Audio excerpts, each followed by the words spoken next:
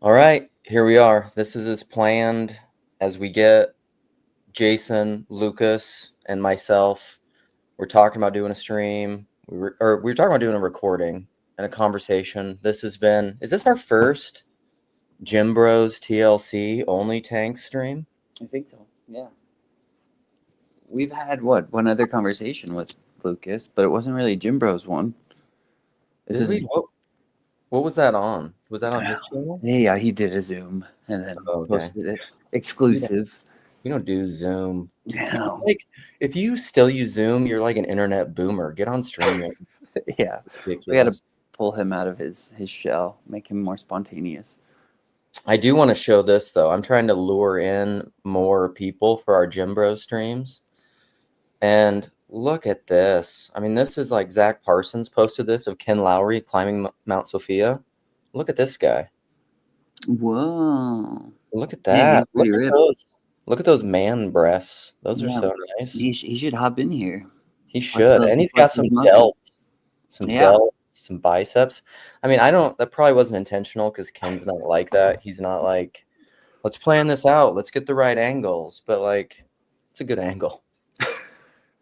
You think he planned it? No, I don't think he planned it. That's why I planned it. I do all the lighting in this room yeah.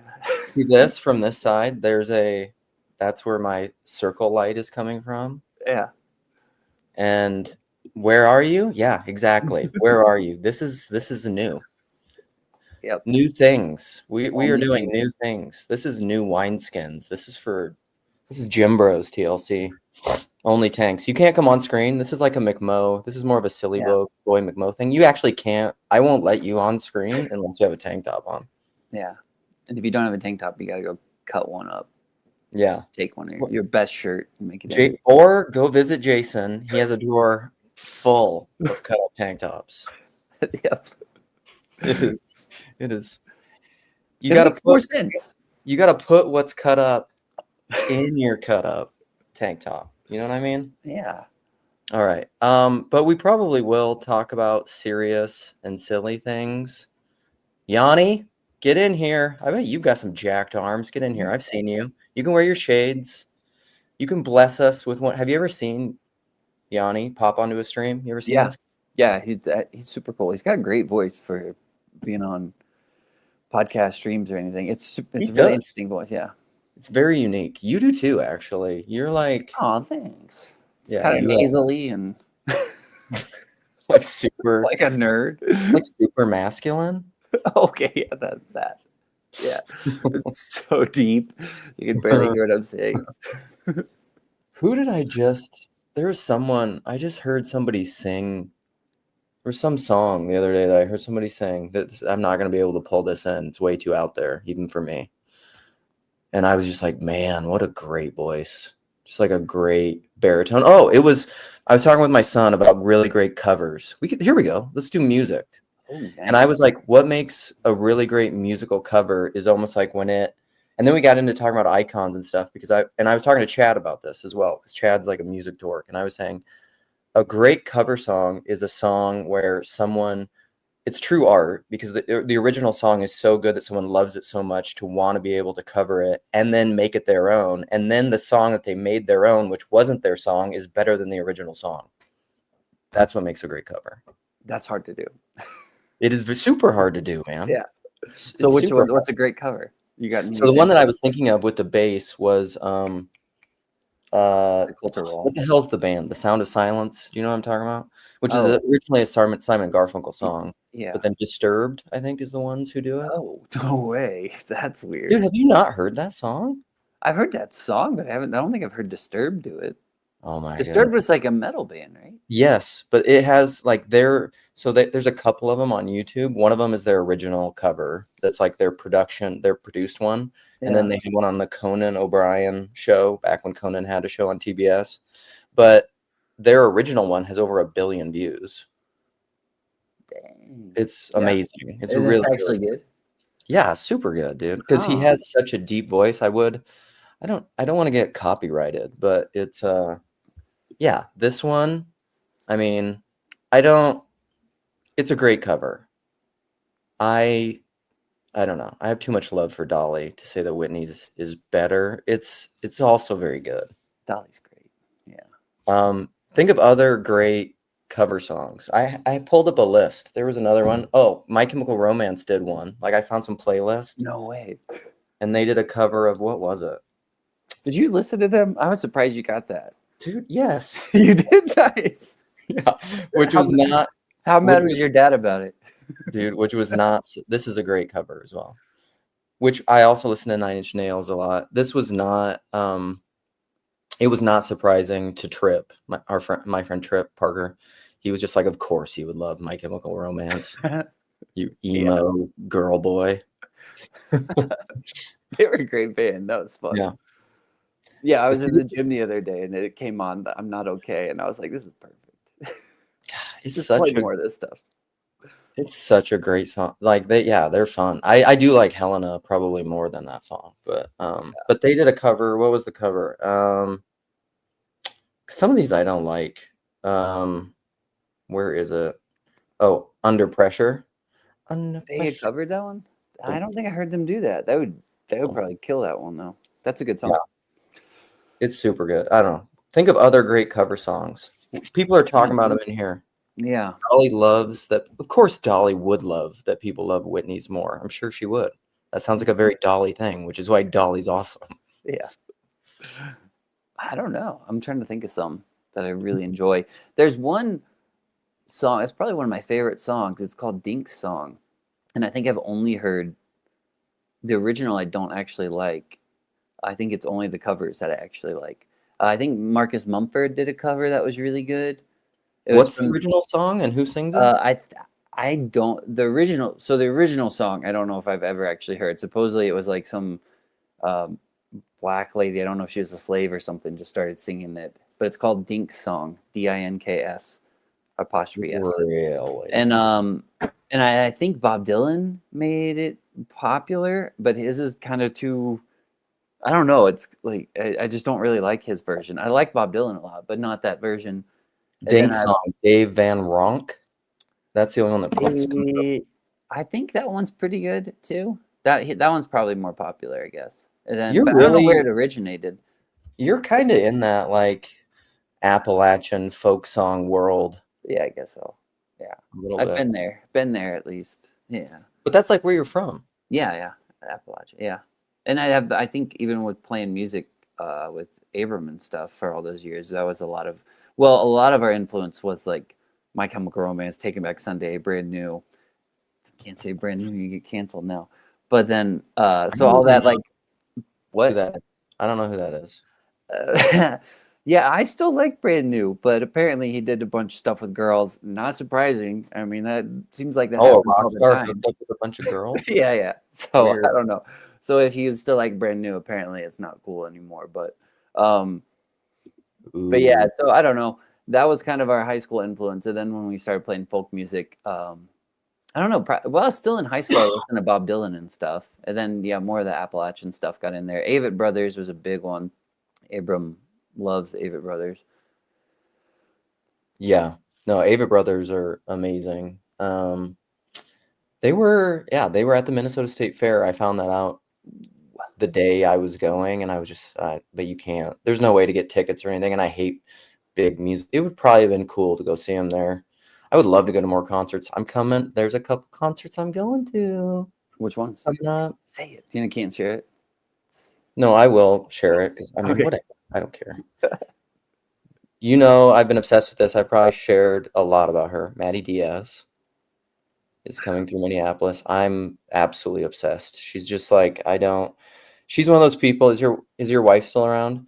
No. But this is like one of those things where I'm just like, women that can sing and stuff. I'm just like, I don't want to be very close to her in the same room for very long. I just can't even. Because it's like a siren thing. Like I'll fall in love with you. Like a woman that can sing really well.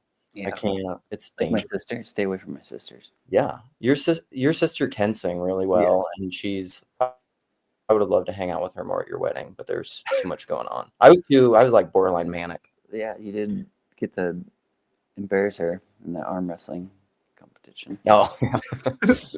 Yeah, siren susceptible. Okay, there were what were we saying? Oh, and then And then our boy who like watches PVK sometimes in the corner, Clem Snide. Eve Oh, Bardsley. he does? I didn't know I've listened to a few of his stuff because you've sent me his stuff before.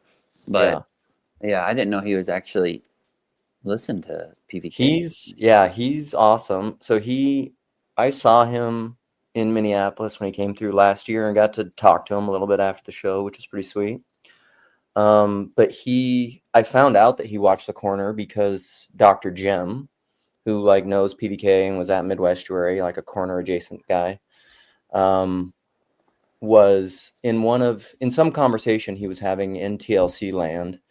Dr. Jim told the story that him and his son, who's a musician, went to a house show in somewhere up in Idaho, like Boise or something like that. And it was a Clem Snide house show, and he was sitting like the front row. Dr. Jim was with his son at this house show, and then Clem Snide, Eve, whatever, was just like, Dr. Jim. And he was just like, what the hell? And he recognized Dr. Jim from PVK's channel. Wow, that's cool. And so he's never come on a stream or anything though? No, he's not into it. Like even yeah, that's probably he watches and follows, and he said he's actually tried because he's friends with Scott Avett, I think mainly. No way. He's friends with the Avett brothers. Like if you go on YouTube, they do Scott and him do a bunch of acoustic covers of his Forever Just Beyond songs, which are pretty cool in like a barn, one of the Avett brothers barns.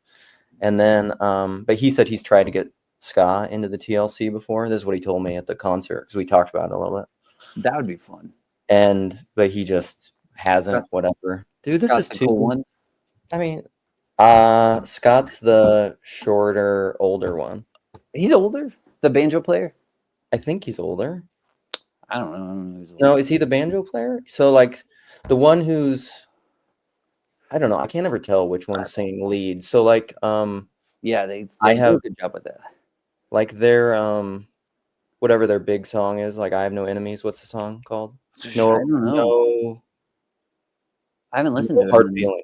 No Hard while. Feelings is like their giant song, and they, I think, the guy who wrote it and who sings lead is not Scott. There you go. Okay, I have a question for you. Yeah. Do you and your wife like the same music? Sometimes. That's nice. I don't, not completely, because I mean because that's kind of the joke. I'm all across the board, you know. Like I love Maddie Diaz and My Chemical Romance, which is total chick music. Like when I go to this concert, I'm going with some friends and my wife will go, but like it's just like we might be the only two dudes there, me and my buddy. That's fun. Like there will be no guys there, and so I like that kind of music for sure. And like I love Celine Dion. You know, like I love a lot of that stuff. Boy bands. Yeah. But then I love when I was younger, I listened to a lot of like Rage Against the Machine and Korn, and I never got into like heavy metal stuff, but I mean I like really heavy, intense music too. Like Rage Against the Machine is one of my favorite bands. Did you get in trouble for music when you were younger? Yeah. For sure. I mean, I grew up to like, you know, I don't know, Baptist-y, Christian, satanic panic type stuff. You know, I was listening to way too edgy of music. Yeah, Korn's pretty heavy, I guess, right?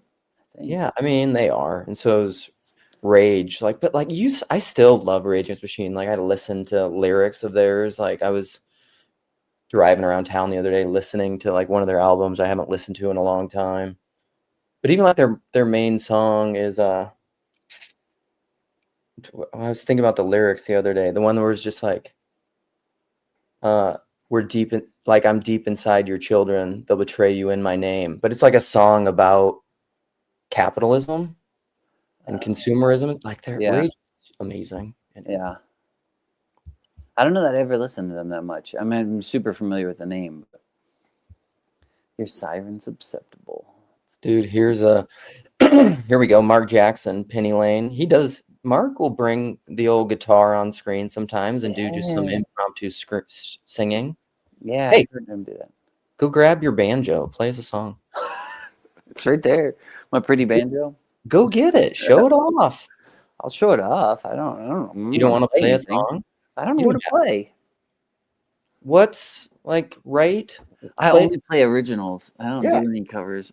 but Because do every that. time I try to do a cover, it actually sucks really bad. So I'm like, this is not better than the original. So I'm just gonna leave it alone. I just need to find really, really bad songs and then cover them, so that way my version will be better. But, Yeah. Only covered terrible songs. yeah. Do Hallelujah. Do that. I just listened to that actually this morning. I don't know how to play it, but I was just in the bathroom time, you're scrolling through your phone on Instagram, and there was a guy, and he said he didn't, he's an Asian guy, and he was like singing songs with an Asian accent when I don't actually have one. So it's just him playing that song, Havarura or something over and over. I'll grab it. That I don't approve of that. Dude, what? What are we talking about? Modest Yahoo? I like Modest Yahoo. How did that get brought up? Knock. I haven't listened to a lot of Modest Yahoo, but like his song, whatever, his super big song I love. I can't remember how I got exposed to it. Now we're talking, buddy. I don't know what to cover though.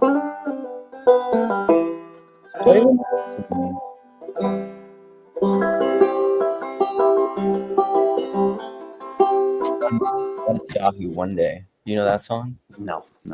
I'm not gonna know any covers. No, that's not a there are cover. a few covers I know.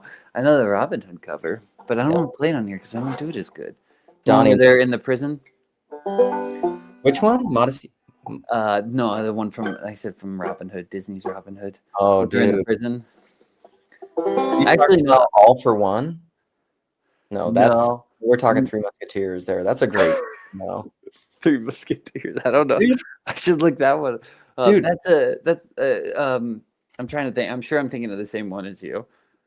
There's No, we're talking two different movies, but no. The Three Musketeers movie though. Who's in it? It's the guy that plays Robin and like yeah. That I've seen that one. It's been so long ago, I don't remember it. Dude, we can't play it. I'm just gonna share a screen so people know what we're talking about. This is the kind of stuff that I just All for One, All for Love, Rod Stewart, Bryan Adams, and Sting. Are you kidding me? Like, I mean, that is like such a powerhouse. Those guys, like Rod Stewart. Sting's voice is like, all right, I'm okay. But like Bryan Adams and Rod Stewart, those guys' voice, get out of town. Get out. I need a better voice. I don't have a good voice. I have an interesting voice, but not a good voice. But yeah, don't you think though, somewhat musically, that just interesting voices are, because like I'll say this about Chad. I love Chad, but like his, like I wouldn't say Chad has a classically good voice, but it's almost like, or it's like Dylan, Dylan didn't have a great voice, but but Chad's song, and it's partially because of the branding and gets played a lot, but like his Midwest Metagelical song, yeah, I love that. Yeah, it's good. Yeah, you just have to be interesting, I guess. You don't actually have to have a great voice. My sister helps a lot though. If I do a song, I'm just like, hey, you want to sing on this to make it sound 10 times better? Jeez, Mark is telling us some musical stuff. As a singer, Sting's voice is jaw-droppingly good. Ooh. That's a good sentence, by the way, Mark. There's a lot going on there. What do you mean? It's a good sentence. Singing, it's got a comma in it. Jaw-droppingly good. Singing. You did miss the apostrophe, though. There should be an apostrophe in there. So there should be. I wasn't talking grammatically. I have a grammatical question for you, though. Okay. So this was, so I was grocery shopping at my local co-op the other day, as I do. And I was going out, and we have you have a member, like a co-op member number. And so you go in and it's assigned every time you check out. And I gave them my number, and then they said my name, my wife's name, because that's what's on the account. And then they just said our names, and I said, yeah, it is us. But then I was like, actually, well, I said, I don't know. Would it be, it is we? We have Cal here. He will know the answer to this. Because like when someone calls you on the phone and they say like, Luke, and then like the proper grammatical response is it is I, because it's a linking verb. And so like with a linking verb, you need to use the nominative case, which is I, which is, the noun form instead of the objective form, the subject form. Yeah. And so you say it is I, but then at the grocery store when you're doing that and they say my name and my wife's name, would you respond and say it is we? But that just sounds, sometimes when you use proper grammar, it sounds pretentious. Yeah. You know what I'm talking about? It is we. Yeah. Yeah, I know what you mean. Like if you said it is I, that would sound pretentious. Right. But it would still sound really, really badass. Yeah. Yeah. It is. Like when I'm talking to somebody on the phone and they ask a question like that, like they're not a friend and they're like, is this Luke Thompson? And I'm like, it is I, because I want you to know I'm smarter than you and I'm better than you. Yeah. That's good. That's good. I think it's nice because like this is something that we talk about in the corner. I think it's nice to have clearly defined boundaries, And so like from the beginning, it's actually an act of love for me to let you know that like I'm above you. Yeah. So people know how to approach you on their knees. Exactly. It is we is grammatical, I think. That's nice. So what's he doing? Why isn't he in here? Cal, I don't know what he's doing. Probably brushing his teeth or something with the glass. Ian, Ian had a great reply to me recently. So there's a few corner things I want to talk about. I don't know. I can't remember what we were going to talk about when Lucas showed up. But, it was like culture in America and Europe and how the French are not very nice and all that sort of stuff. We could talk about that. That is a great subject. But if you have other topics, there are other topics too. I mean, I threw a few in there, but I don't know that we should touch on them. Also, OG, I'm kidding. I'm kidding that I'm better than people. I'm not better than people. To be blessed is to be cursed as well, to quote Clem Snide. Don't take it back. And so it's like, here's the thing, right? To be constrained, to be embodied, to be a person is to be gifted in certain ways, right? The hand is not the eye, is not the foot. And so when you're gifted in certain ways, like being super Jim Bro TLC jacked, yeah, exactly. You're not going to be gifted in other ways, Yeah. Like Lucas, he's not here yet, but like that guy is so handsome, he's got to be a douchebag. Yeah, exactly. Yeah, exactly. Like he was a model. He's very handsome. Yeah. He was a model. He just posts his shorts of him just flexing all the time. Breaking gym machines. Did you see that one? No, did he break a gym machine? Yeah, I think it was one of the pull down ones. I think, and he pulls it down, and the whole thing just snaps and falls apart. He's just too strong. That's ridiculous. And then he posts it like a jerk. Yeah. See, Donnie's jacked in his heart. This is like what matters more, like the circumcision, the outwardly circumcision, or the circumcision of the heart, right? Who are you looking at? Your wife? Yeah. Listen, if she doesn't approve of me, do you approve of Luke? I'm putting you on the spot. Yeah. As what? She said, as what? as a man. Yeah, just like my general being. Just as a person, is general being. You approve that I'm alive? As a human being, she approves. You're allowed to exist. See, would you rather be jacked outwardly or jacked in your heart? Outwardly, obviously. What? I mean. Oh man, that's good. The right to bear arms. Yeah, that is good. Yeah, I don't know who that is. I think I've seen their comments before. I'm not sure who it is, but yeah, this is the appropriate right to bear arms. Tank tops. Yeah. I go to church. You go to church like this? No, you can't. That's what. Just like no, you can't. Have I told you that when I went to Georgia, my priest was because he knows me well. Like I didn't even ask. This wasn't a thing, but he told me before we went. He's just like, Luke, no athletic shirts. He called them athletic shirts. He was just like, no, because he knows that I like to tank out. Yeah, I wore a tank top the day of my wedding to church that morning. But I had a shirt on over top of it, but it was Right. still obviously a tank Correct. top. And I went up to take communion. He was like, "Are you gonna change?" And I was like, "Yeah, I'm good." Yeah, Yeah. I'll change before the wedding. See, Nice. now, Yeah, yeah. See, I don't know why they don't just make all shirts tank tops because you can just do that and then you're fine. yeah, I mean, it's essentially, well, I mean, it's informal. This is like old school formality. Like people used to wear undershirts, which would Yeah. be like this, or the athletic shirt, the tank top. I used to wear bamboo ones until I realized you can't ethically make bamboo. Like that's just because it has to go through this whole weird chemical process. Yeah. It's like, it's one of those things that's marketed as like environmentally friendly and renewable and whatever. Yeah. But if you find out how it's actually made, you're like, well, that's a lie. Oh. I didn't even So know they made clothes out of bamboo. well, dude, come on. Yeah. Tell me something you do know. I don't Dude, know, put me on the spot. Mama take these guns for me. Nice. Nice. So what were your topics that you had thought of? Oh, for yeah, this is not I can tell the amount of people that are watching right now. Like right now it's 12 and like there were more and then like the more we just talk about silly ridiculous things, they just dropping like flies. Really? We got to talk about something serious? Yeah. About More I do. So here's the thing. We can talk about clothes a lot. I like clothes. I do wear merino wool underwear. 100% merino wool. why? That sounds really hot. They're not. It's They're not. not. Wool is breathable, man, and it's merino, so it's soft. Merino wool. I remember having some merino wool socks that were nice, but Yeah. I don't know that I'd wear them all the time. I would Oh yeah. definitely, that sounds really nice, in Minnesota in the wintertime though. I would show them to you, but You can they're only go so briefs. far. Yeah. They're briefs. I got them Oh, too because I was gonna wear them. I was gonna multitask and wear them as like a Speedo. yeah, that's great. Yeah, thank you. Have you done that? No, I haven't, but I do.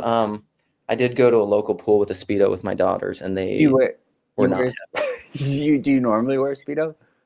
I would like to. Like if it was just about me, like if I wasn't thinking about other people's preferences, Yeah. then I would Well, wear a we got to Speedo. move to Europe then, right? Can't we have more? Exactly. Yeah, because Yeah. they're not prudish.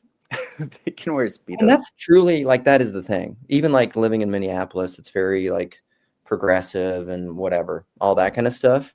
But it's a weird like almost like paradox, but I would almost call it like it's like a Jungian shadow thing because they're like it's very progressive and open-minded, but yet it's also like very Scandinavian, Midwestern, like polite, a lot of blue laws, kind of religious in a way. And so like it's one of those things where like they're very open-minded, but then you show up at a pool in a Speedo and like it weirds people out. You know what I mean? Yeah, that's interesting. Yeah, I need to visit there sometime. Which I It feels kind of strange here too. It's like weirdly, I don't know. It's just like a blend of liberal and conservative, like in Colorado, but it's just right in the Springs, in the Colorado Springs area. It's like you do see a lot of Trump stickers and stuff too. It's no, I can imagine. I wouldn't expect to see necessarily, but Well, that's like Boulder was that way, but probably Colorado in general is that way more with like all their legalization of weed, oh yeah, you know? yeah, that's what All, that's what it's all about, right? all these but then it makes everybody hippies, but then they're also kind of but there are that I mean that's the American libertarian streak, right? Which is like hard to categorize because they're conservative in some ways, Yeah, but very liberal in other ways. yeah. I think that's kind of the vibe that's here. Is more libertarian maybe or something. I don't know. Yeah, But I think there should be more Speedos. yeah. It should be. I've never worn a Speedo. I'll Would have you to though? try it someday. Yeah, I probably would.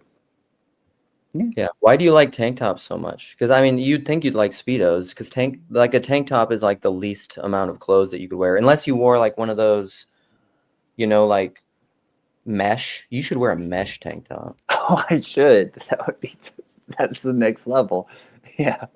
I don't know. I think they're more comfortable. Also, if you do get sweaty, if you're working in them, you don't make your shirt as sweaty because That's true. your armpits aren't like rubbing against your shirt or anything. Right. Yeah, I don't know.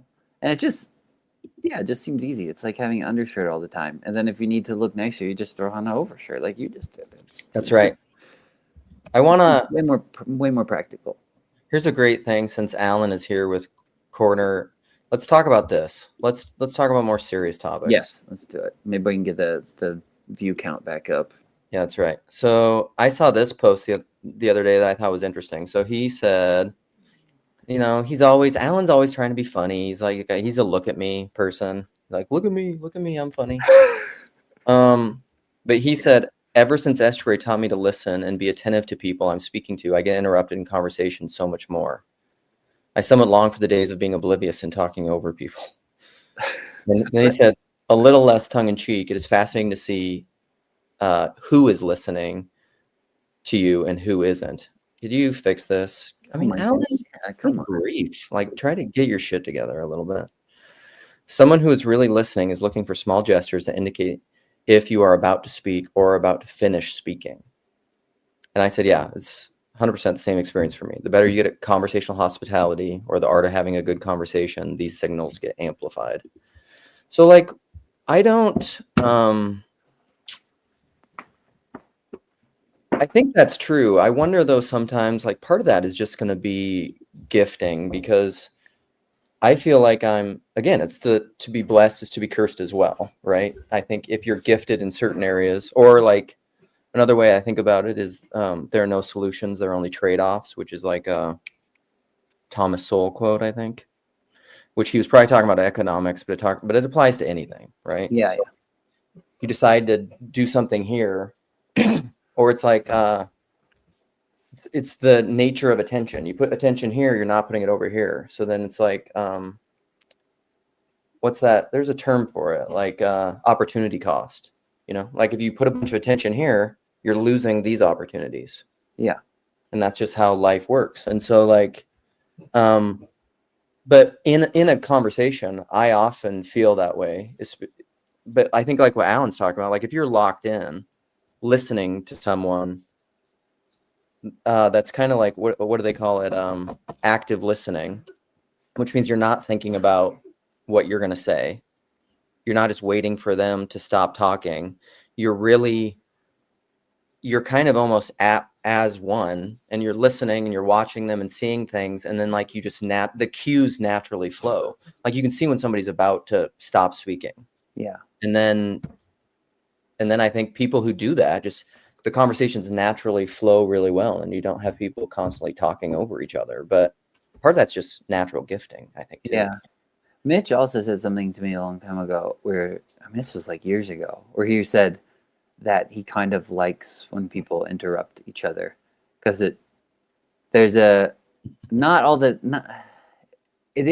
something interesting, because I do notice what he's talking about when you get into conversations with people that have more status, I guess, and then people are so scared to interrupt what they're saying, where it's like the conversation feels unnatural a little bit. And when there's kind of this natural flow of like interruptions, not talking over each other necessarily, but I think it is what you're talking about. You're seeing that cue where like, oh, I can interject here, and it's like you don't throw off the conversation doing that either, because there's a comfortability with interrupting each other. Yeah, or something like that. That's a great, also as an aside, what's the word, like comfortability? That's one of those things. These come up in TLC all the time. I don't point this out to like out you as like using a made up word. I love that. I love them. Is it made up? Yeah. Like comfortability is not a word. No way. Like it's just, the word is just comfort.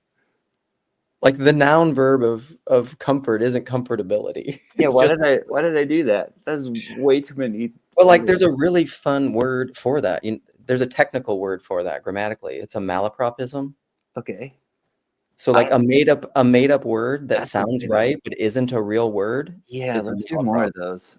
I wonder how many I can come up with. Let's look up. Yeah, think of some, because I can think of some. Give me so much credit. I'm not that smart. Let's think of some. So there are some examples. The reason I even know this, I think I learned this from a movie. That movie with the last James Bond. He was in like a like a comedy heist movie. No, yeah. He's the very pineapple of politeness. What?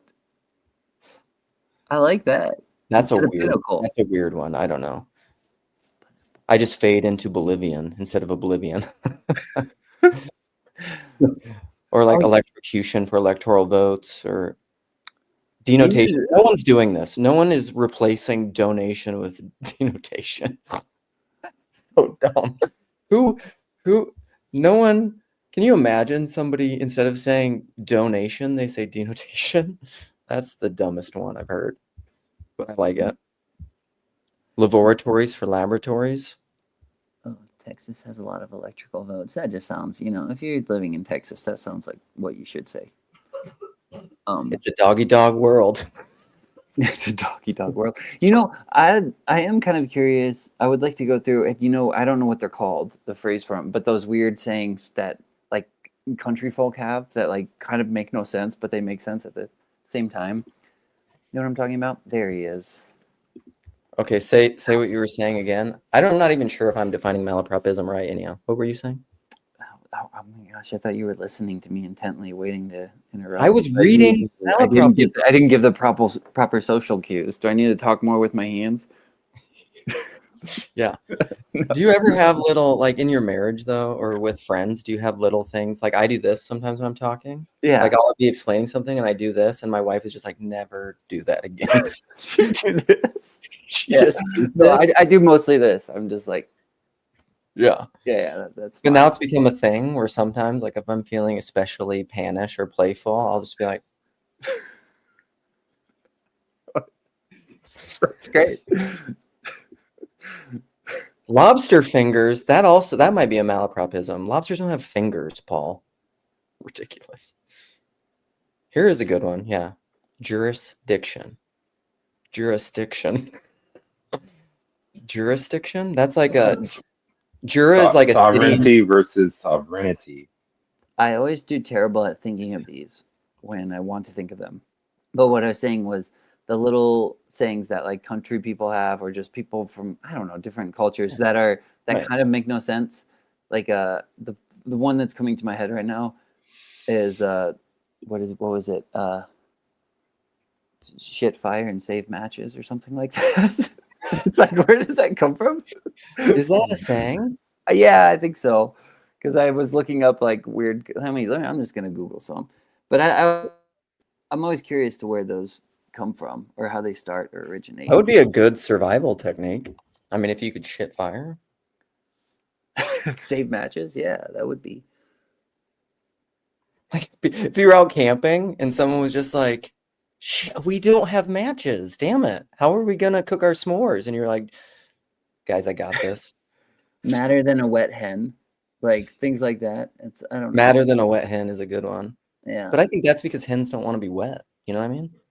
Yeah. Is that your experience with chickens? Do they like being wet? I mean, I don't know. I wouldn't imagine.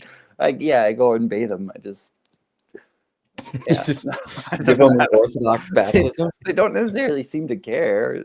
I don't know. It's just an Orthodox baptism. Dunk them 3 times. Chickens they like dirt baths, right? Yeah, they do. Yeah, we've been having to do that. Ours got mites, so we had to give them a dirt bath with this weird special medicine in it. So, Cal, Makes right. let me ask you a question: is that hair slicked back? Or This is pushed back. You think this It's is pushed slicked back. back? Good. All right. Good.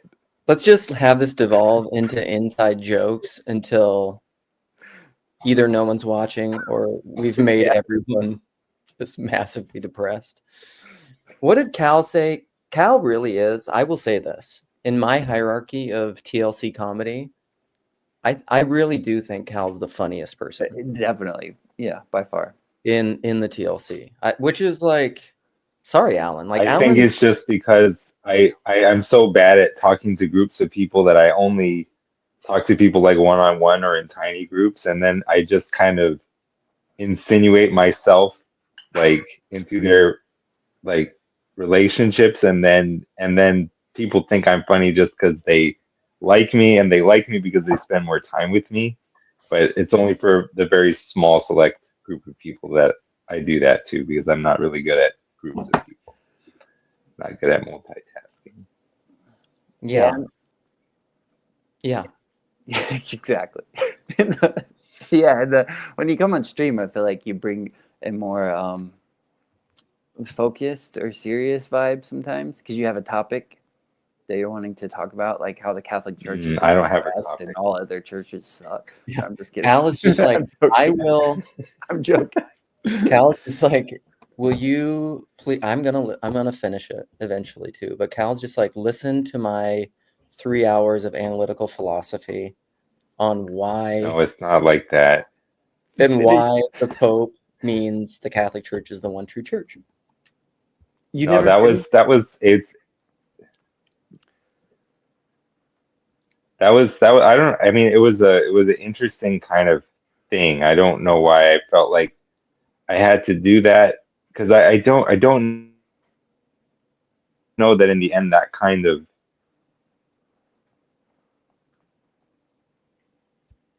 I think you keep cutting in and out because you don't have a tank top on. I think that's God's way of telling you.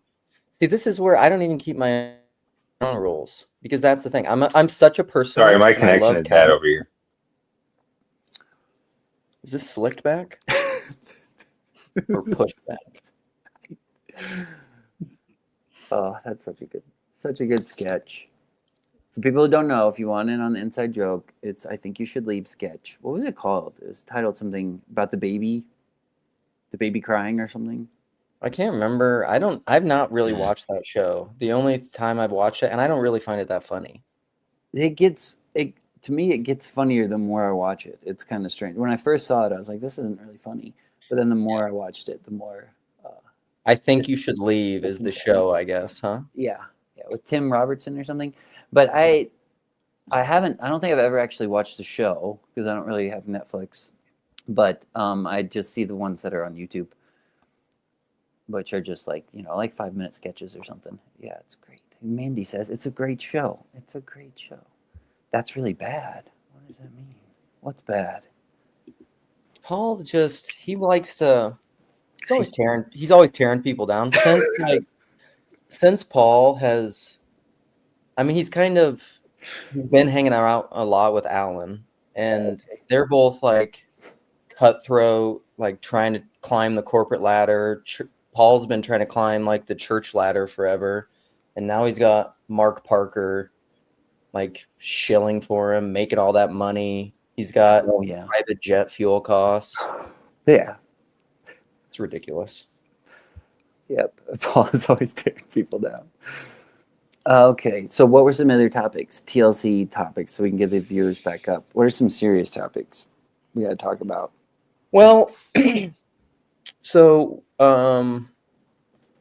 something I would like. Well, I want your guys' thoughts on this because Midwestuary, went there, met a lot of people who I love and I'm close friends with. Then went to your wedding.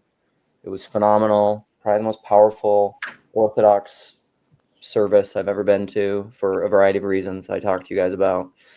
And I think I've just gotten to the point. Let's talk about this, where I've gotten comfortable saying that I think a significant number of what people that I consider my best friends are people I met online. So and then I spoke to Cassidy yesterday. I'm going to post it at some point. I don't know. I need a reply back from her as a kind of a fundraising talking about the Breakwater Festival, which is like what they're doing over there in Europe, Germany, and the Netherlands. And something, I guess what I'm trying to get at is like, what is the value of Estuary TLC doing this? And for me, it really comes down to like tipping my hat to Neil, Daedalus, and even PVK doing the what up, Lucas? Hello, friends. Yeah, there we go. And even PVK doing the randos. Brought the tank too. But this is what I think is happening is that we're making friends. This is how PVK has started talking about the corner, these conversations. We're making friends. Like I imagine at some point, someday I'm going to meet Lucas. It's going to be great. It's going to be, I'm going to love it. I I got emotional talking to Cassidy, relaying how like Elizabeth Oldfield told this really. She gave a toast at this like Supra we were at, and she said it was really beautiful. But she said one of the things that most endeared her was most endearing to her about Midwestuary was Neil and I were talking to her. We were having a great conversation, and but we kept like kind of looking away and getting interrupted because McMo was going to show up eventually to this Cubs game we were at, and Neil and I were so excited to see McMo that like we just couldn't wait, and we kept like looking, checking our phones, and then when he showed up, we're like jumping over chairs and like running down to get at him because it really is like, you know, I mean, we essentially we're not friends. This is all trauma bonding and bullshit, but also friendship. So that's my thing. I'm sorry, Luke. I don't own a tank top, and I crashed your stream totally. You gotta rip the sleeves off. Because I just wanted to see you. I did not get to see much of you at Midwestuary. Yeah, I know. So yeah. It was another pitch for smaller events, because for people like me with FOMO and who would genuinely love and want to spend time with everyone, like I can't. Yeah. It's like a hard training ground for my salience, because like I'm on an LSD trip. I'm like, what do I pay attention to? There's all these people I love everywhere. I just made it easy for myself. I just like anybody who asked to come and hang out with me, I said yes. And that was like, so all the hangouts that I did were all at the place I was staying. Yeah. So you just sit in one place and you're like, come to me, friends. Jordan Hall showed up on Sunday, like out of the blue. I guess Graham got on Discord and was letting people know. And what I originally thought was going to be like 5 or 6 people ended up being like 15. A Jordan Hall fan club? No. Jordan was just one of the people that showed up. There was a bunch of people there. Parlato was there. Graham was there because he was staying. Jeremy was there every night because Graham was staying in my Verbo. Slack, of course. Parlato's a gym bro. What's he doing? He never get him to come out anymore. I think he's just working 80 hours a week. That's the conversation. Yeah. Come on. He doesn't really like it. He's trying to get his employer to stop, but you know, sometimes. So that gets into the topic we were going to talk about. Were you talking about the grind of the American life? Yeah, that and America versus being European. Because Lucas, you said that you're just like you'd fit in, and you're like you'd be comfortable in Europe as long as you don't act as little American as you can, and then people will like you in Europe. Yeah, well, I guess they have a bit of an issue with Americans sometimes. I don't know what it is exactly, but it's definitely a thing. I think it partially has to do with a lot of expats, you know, upping the prices of the properties, and then even people not being able to buy property because of it, or at least it's a factor. But Dude, that's probably it. I would love to hear from you, like what you think it is, what characteristics about Americans, because that point is probably true. Like my family and I, we went to, I've maybe told you, you know this, but like we went to the Amalfi Coast, and I would basically tell people now, like since the internet and tourism and stuff now, I'm like, don't even go. Like there's no point in going to the Amalfi Coast anymore because it's been ruined by tourism. You know? Yeah, I understand. I think and if you're a local there, you're probably just like, get the hell out of here. Yes, well, people appreciate it when you adjust to the culture. And I think what maybe Americans are less used to is having to adjust. Like I find it very rare to meet an American in Europe and they don't just speak English to you. Like when you're European, it's integrated. And when you go to Italy, you try to speak a bit of Italian. Or you try to adjust as much as possible. And I think that just generally doesn't happen a lot. Maybe because it's normal in the US to travel hundreds of miles and to speak the exact same language and to have a similar culture. Whereas here you drive for half a day and you've come across 3 languages and 4 countries, you know. So it's a bit different. How many languages do you speak?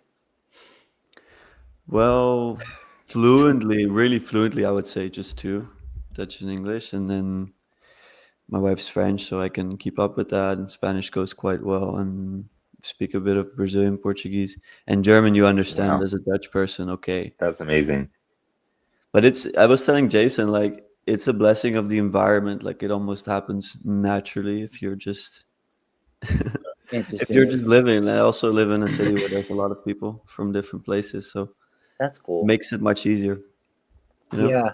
Yeah. When I was trying to learn Hindi, it was extremely hard using my phone and like just trying to teach myself. And then when I was actually in India for like a month, Yeah, it was so much easier. of course. But then at the same time, What I'm you like, need. I don't know if I'm actually learning Yeah, because it's, it's like, I don't know, 10 languages in one little city or something. And then they'll go in and out between Hindi and Assamese or whatever their tribal languages. And I'm like, yeah, I don't know if I'm actually learning Hindi anymore. But it's you're cool, picking though. up on some stuff. Yeah. Yeah. Well, I'm excited to go to the US one day now. It would be really cool. Yeah. So getting back to that, I did tell you before you should visit Florida. I don't think that's the best choice. Florida is amazing, but they do have alligators there, and it's a lot of fun. But you should probably see more of like the I don't know, the national parks are pretty cool, but they've been extremely crowded the past few years, I feel like. All right. But Well, I just want to You know- maximize TLC stuff. Sorry, Nick. Go ahead. No, I just want to take the opportunity to ask a European, like when you conjure an image of America, like what comes to your mind? Because America is actually a pretty geographically diverse Of course. place. But what do you think of as an outsider? Like what's quintessentially American to you? Well, like you say, there's such a complexity and nuance there. I'm more able to answer the question of how generally Europeans view Americans Yeah. than I do, because I'm just so embedded into American culture. It was partially how I was raised, almost, with pop culture, but also the TLC and the books that I consumed. A lot of Americans there, so I find it hard to have one single image. I think I'm blessed with a nuanced understanding of it. So yeah, I don't think I can answer that I question. mean, very your simply. English is amazing. Yeah, I don't know how. Yeah. Thanks. Yeah, well, I speak it at home. Yeah. Wife being French and all, so we didn't choose Dutch or French, so we just stick to English. Oh, okay, very good. Yeah. It's the lingua franca, so to speak. Yeah, exactly. But we try to switch it up. It's just a challenge. How many languages do you speak, Cal? Or read?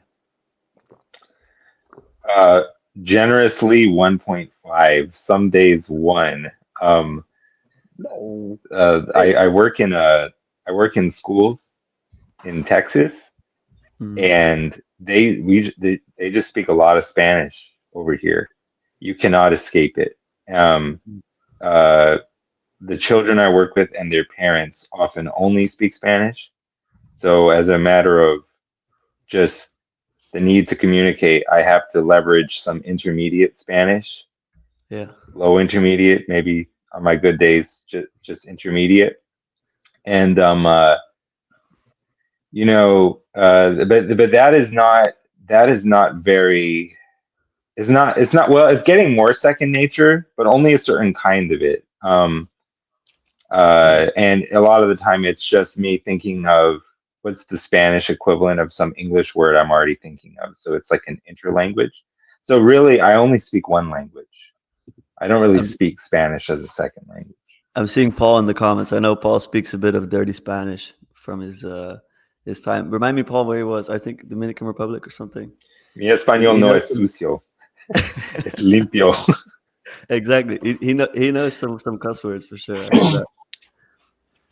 All my kids, they understand Spanish fluently, and they don't speak that well because I've said this a lot. My wife had the brilliant life hack of from the time they were very young, we only let them watch TV in Spanish.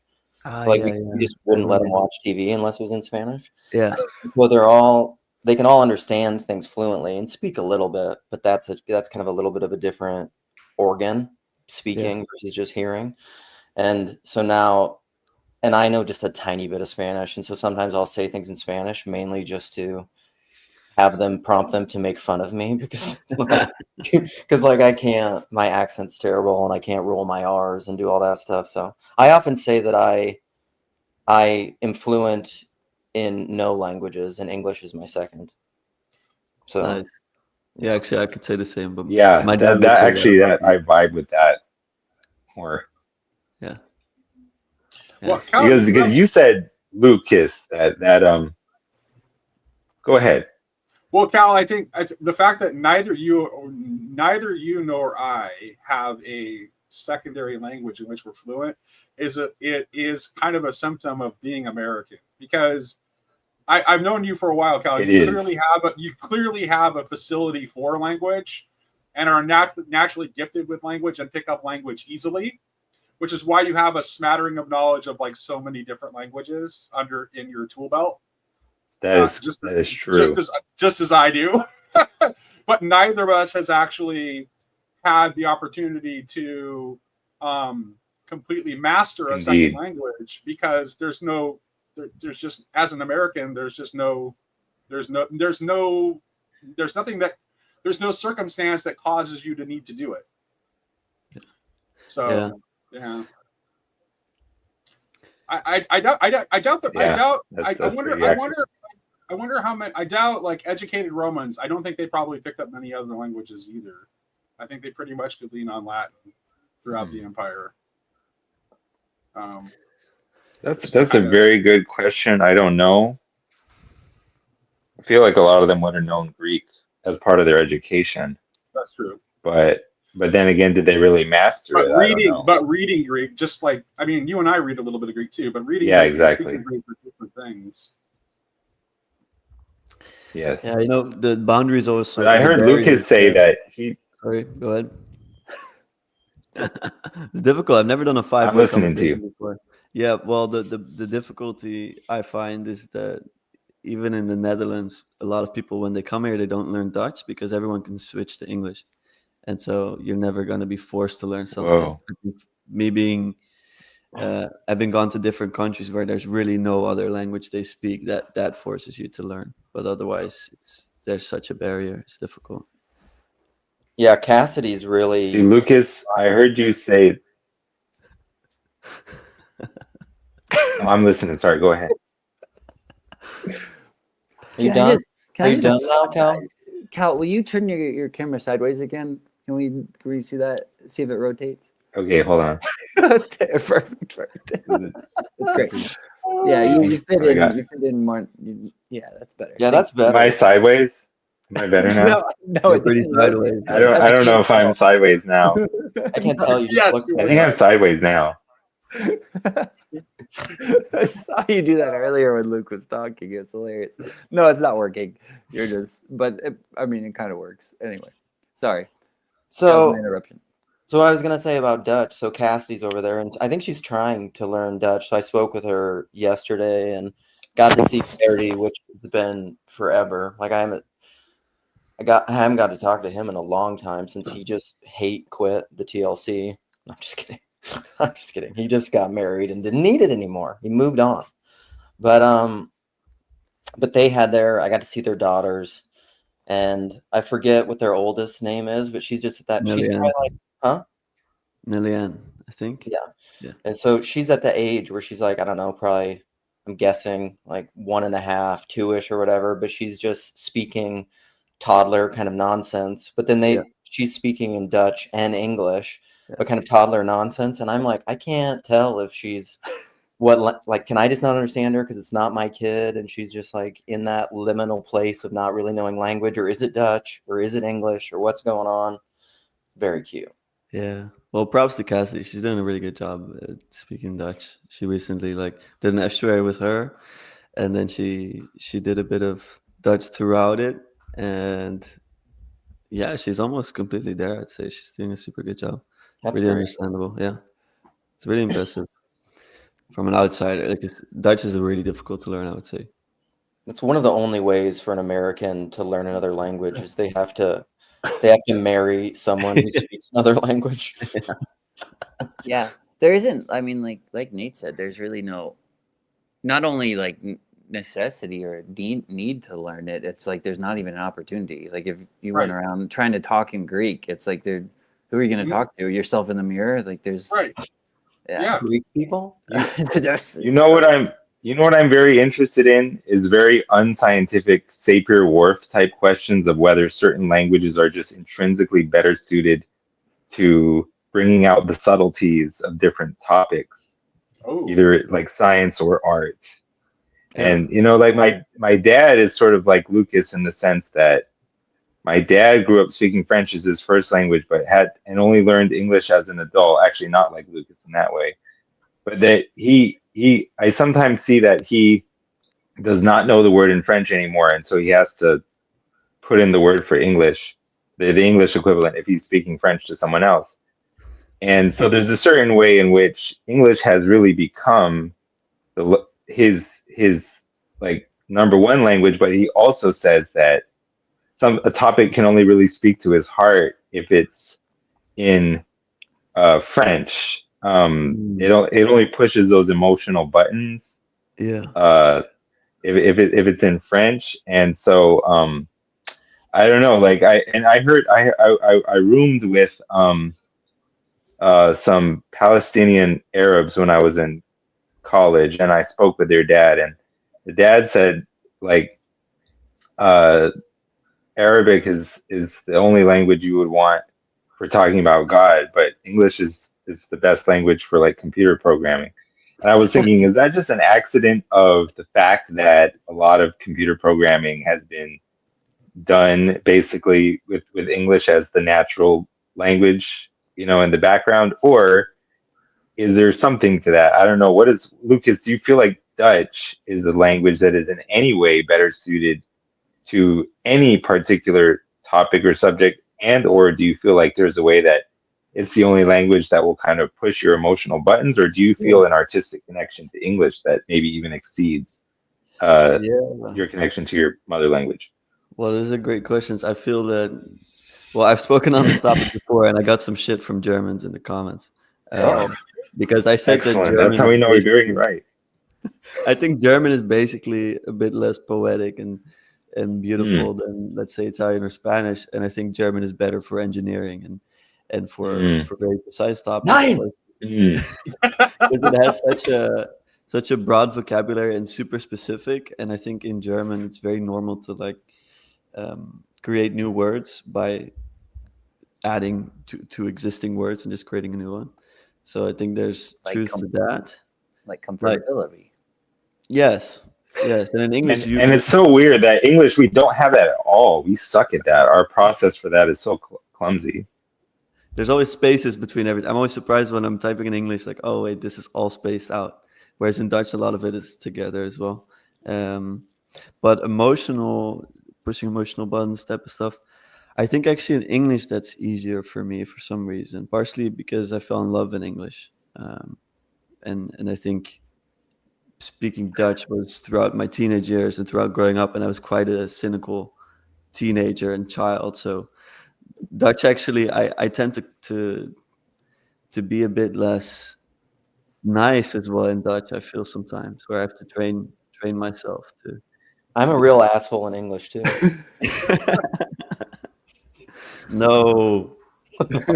You know, it's interesting how people's self-perception of their language can be different than what we think about it as people who are not speakers of that language. So, for example, like Russians tend to think of English as being a really flat, unexpressive language.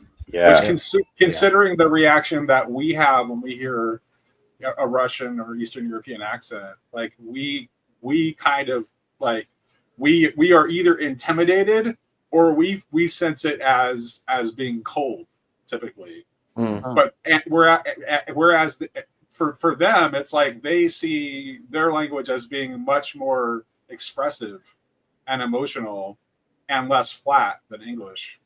Yeah.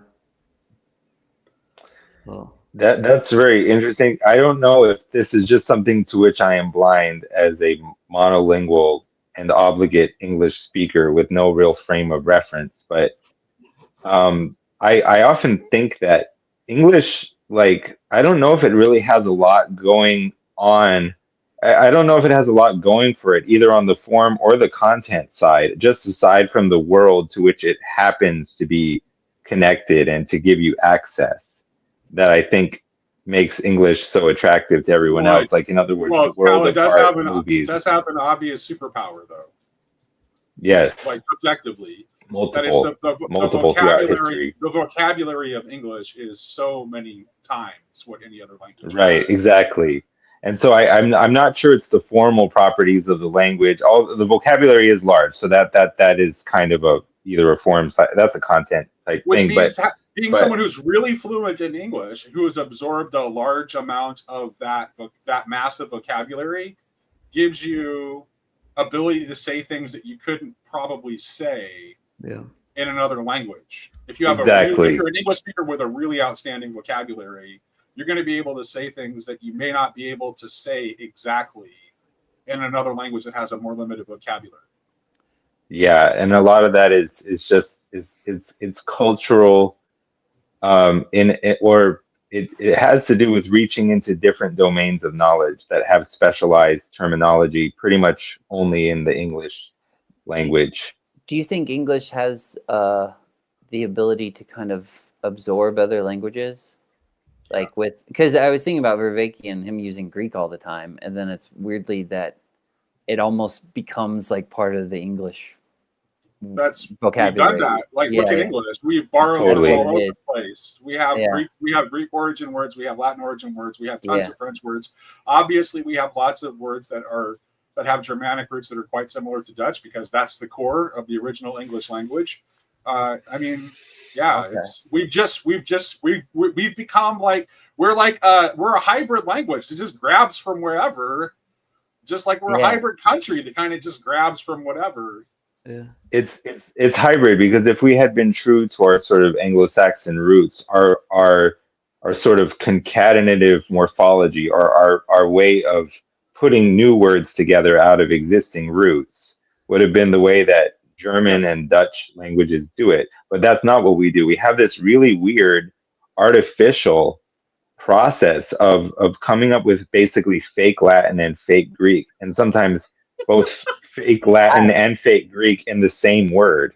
I love it. And that's the way that we coin. Well, it's been going on longer than just the period of American hegemony, but that's really interesting to me because no other language really seems to do that. Have such a kind of clumsy process. Even before the period of American hegemony, that was preceded by England having the largest empire in the history of the world. So exactly, very true. God, what I'm taking from this is we're awesome. I know, right? That's is that the Cliff Notes? Like Lucas, what Europeans don't like is how good we are. In our last conversation, right? Didn't you say that, Lucas? There's like we're in America, you're celebrated for being exceptional. That doesn't happen other places. I think more so in the U.S. than where I'm from. For example, we have a very much cultural ethos of act normal. What I like about American culture is perhaps the dream of making it in some sort of way. That I've been inspired by from a younger age. I like this idea for sure. I think it's what attracts a lot of immigrants to the U.S. as well, for sure. And it doesn't happen for everybody, but it's very much not made up. It's very real, right? So like my son is on the autism spectrum, and he's become like very, very libertarian, very pro-capitalism. And like one of his favorite examples to give is there's this American sports television personality.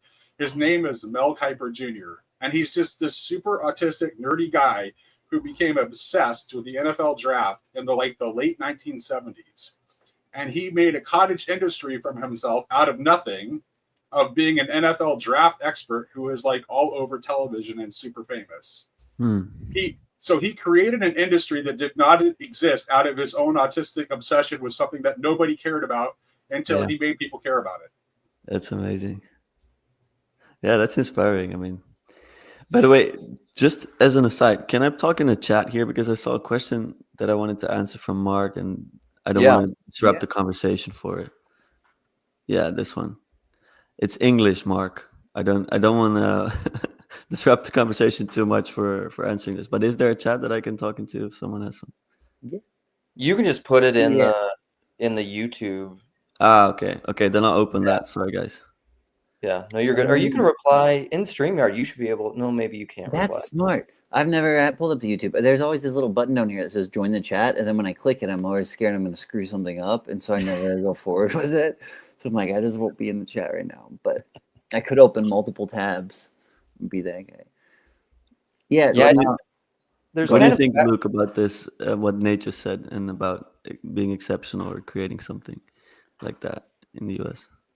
I mean, I think yeah, it definitely is, because per what we were texting about and the differences between America and Europe, and I think that's very true in ways. It's funny that I said it's a very me thing, that I feel in a lot of ways very European, but also extremely American in certain ways, which is not surprising, because I've had conversations, like my dad even, his whole like, who sired you, boy? Like, I feel like I was kind of a European born in the middle of rural South Dakota, and they're all like, you're a super weirdo, because there's a lot of things about Europe that I love and prefer. And like, when my wife and I were early married, I mean, there's part of me that would have almost wanted to move to places in Europe because of just the things they value, like the kind of ambitious, almost, you can be exceptional in America, but often what that requires is a kind of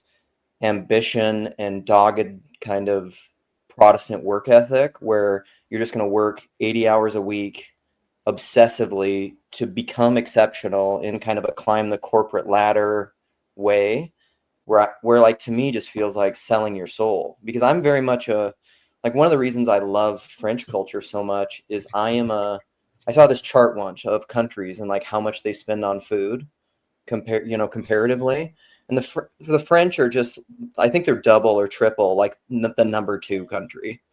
And I'm just like, that's why I love French people. They live to eat. And that's how I am. Like, I love food. Yeah. I just want to hang out with people on patios and eat and drink for hours. How can I set up my life where I can just do that every day? That's what I want to do. That's what I do. I know. Yeah, you native the That's but yet, how I live. on the other hand, though, I'm super American, and like, I'm a don't tread on me. Like, I'm an anarchist. I'm like, don't tell me what to do. I don't like groupthink. I do want to stand out. I have my own opinions. Act normal. Come on. Yeah, act normal sounds like hell to me. I'm like, what does that even mean? You're going to go dress up like My Chemical Romance after this. That's right. Yeah. Oh, you're on mute. I thought we were all about celebrating the center and normalcy in TLC. Yeah, right. Are you questioning that? What were you saying, Lucas? Sorry, my mic was muted. Yeah. Luke was saying about food. Yes, okay. I think leisure is something that should be more natural than it is. Yeah. But it definitely isn't. So I understand the want. I think back in the days, even in Greek times, of course, there's a lot of slaves as well. But let's say the people that we read and that were in fortunate positions, you work the land, for example, and you just have a lot of time on your hands to read, to reflect, to do all sorts of practices. And I think nowadays it is a big issue. I see it all around me. I mean, I don't know how it is in your guys' environment, but in my age group, people that are, late 20s, early 30s, there's just burnouts every third person I know. It's crazy. Like, it's insane. Yeah, that is true, because the peasants had a lot of downtime, and of course a lot of them could not read, but they could practice like these massively cool crafts like archery, like brewing, like they got into absolutely insanely cool stuff that these days we don't. I mean, even if we have sort of the, I kind of think we're that's one thing I would say that's a weakness of American culture. It's like, so if our strength is like we're good at allowing opportunities for people who have a drive to be exceptional, like to literally create something out of nothing, and to have all these possibilities for people who are willing to put in the work and do it. We're really shitty at leisure. because there's actually pressure to be like that, a lot of pressure to be like that. And so what happens is that we end up trying to, a lot of Americans will end up trying to like figure out a way to gamify or monetize their hobbies. Yes. And we suck at leisure. And in addition to that, Yes. we're so hyper capitalist that our leisure industry and tourism industry makes it so that it's actually hard to go anywhere and have genuine leisure. Yeah. Right. And so that's, That is so I would true. say as a culture, we kind of suck at leisure as Americans. Totally. So you're good at leisure, Jason? I'm getting better at it. It's been kind of, I've almost had to like teach myself, I think, with it. My dad is just always working, like all the time. And so growing up with that, I don't know if it's growing up with that, that made me kind of feel the same. I appreciate it. I really appreciate it. Like if I lay around too much, I'll just start to feel lazy and I'm like, I got to do something. Like I have to be efficient somehow. Which I really do appreciate that a lot. But my dad, I think some of it too is like, I was talking to my younger sister about this, Natalie, not too long ago, and she said that our dad's love language is acts of service. So I think that's a lot of it too. Like I've never seen him like not working. The only time he doesn't work, he's very routine, and I think it's probably like 9 p.m. He'll go and he'll watch TV for like an hour, and then he'll go to bed. And that's like the only time he's not working. He's either doing his job, and if he's not doing that on the weekend, he's doing yard work, or he's up working on his cabin or building or something. Jason, I think that's particularly true for American men on the whole. Like that's not even exceptional. That's the norm. The norm, yeah. That's the norm. Yeah, but it is like there's the way he's just watching him growing up, watching him just grind all the time. The way he's provided for his family, though, it's just very admirable. On one hand, it is kind of sad. Like I do wish he would take more time because it doesn't seem like I don't know that he could enjoy leisure very much. Because even when we'd go on like family vacations or something, it's like every day we gotta have something to do. It's like let's go do this, let's go do this, or at least we're going to play or do something. And it's like nobody's like it's my mom who would just be like, okay, should just sit on the beach and read or something. And it's I have two younger sisters. The older of my two younger sisters is the worst. I do not ever want to go on vacation with her because she's one of those people that gamifies the vacation. It's like you got to do this, that like it plans out every single fucking moment of the vacation, so that there is zero leisure. Yeah. Whereas, okay, so it is the norm to suck at leisure. I'm very naturally good at leisure. I'm a fucking hobbit. I am a gigantic overgrown hobbit. Like it comes naturally to me, but I think in general I do see a lot like our culture in general has a hard time with it. Yeah. My oldest sister is like that too. She'll plan if she plans a vacation, it's like she'll give you an itinerary, and it's like how the hell is this gonna happen?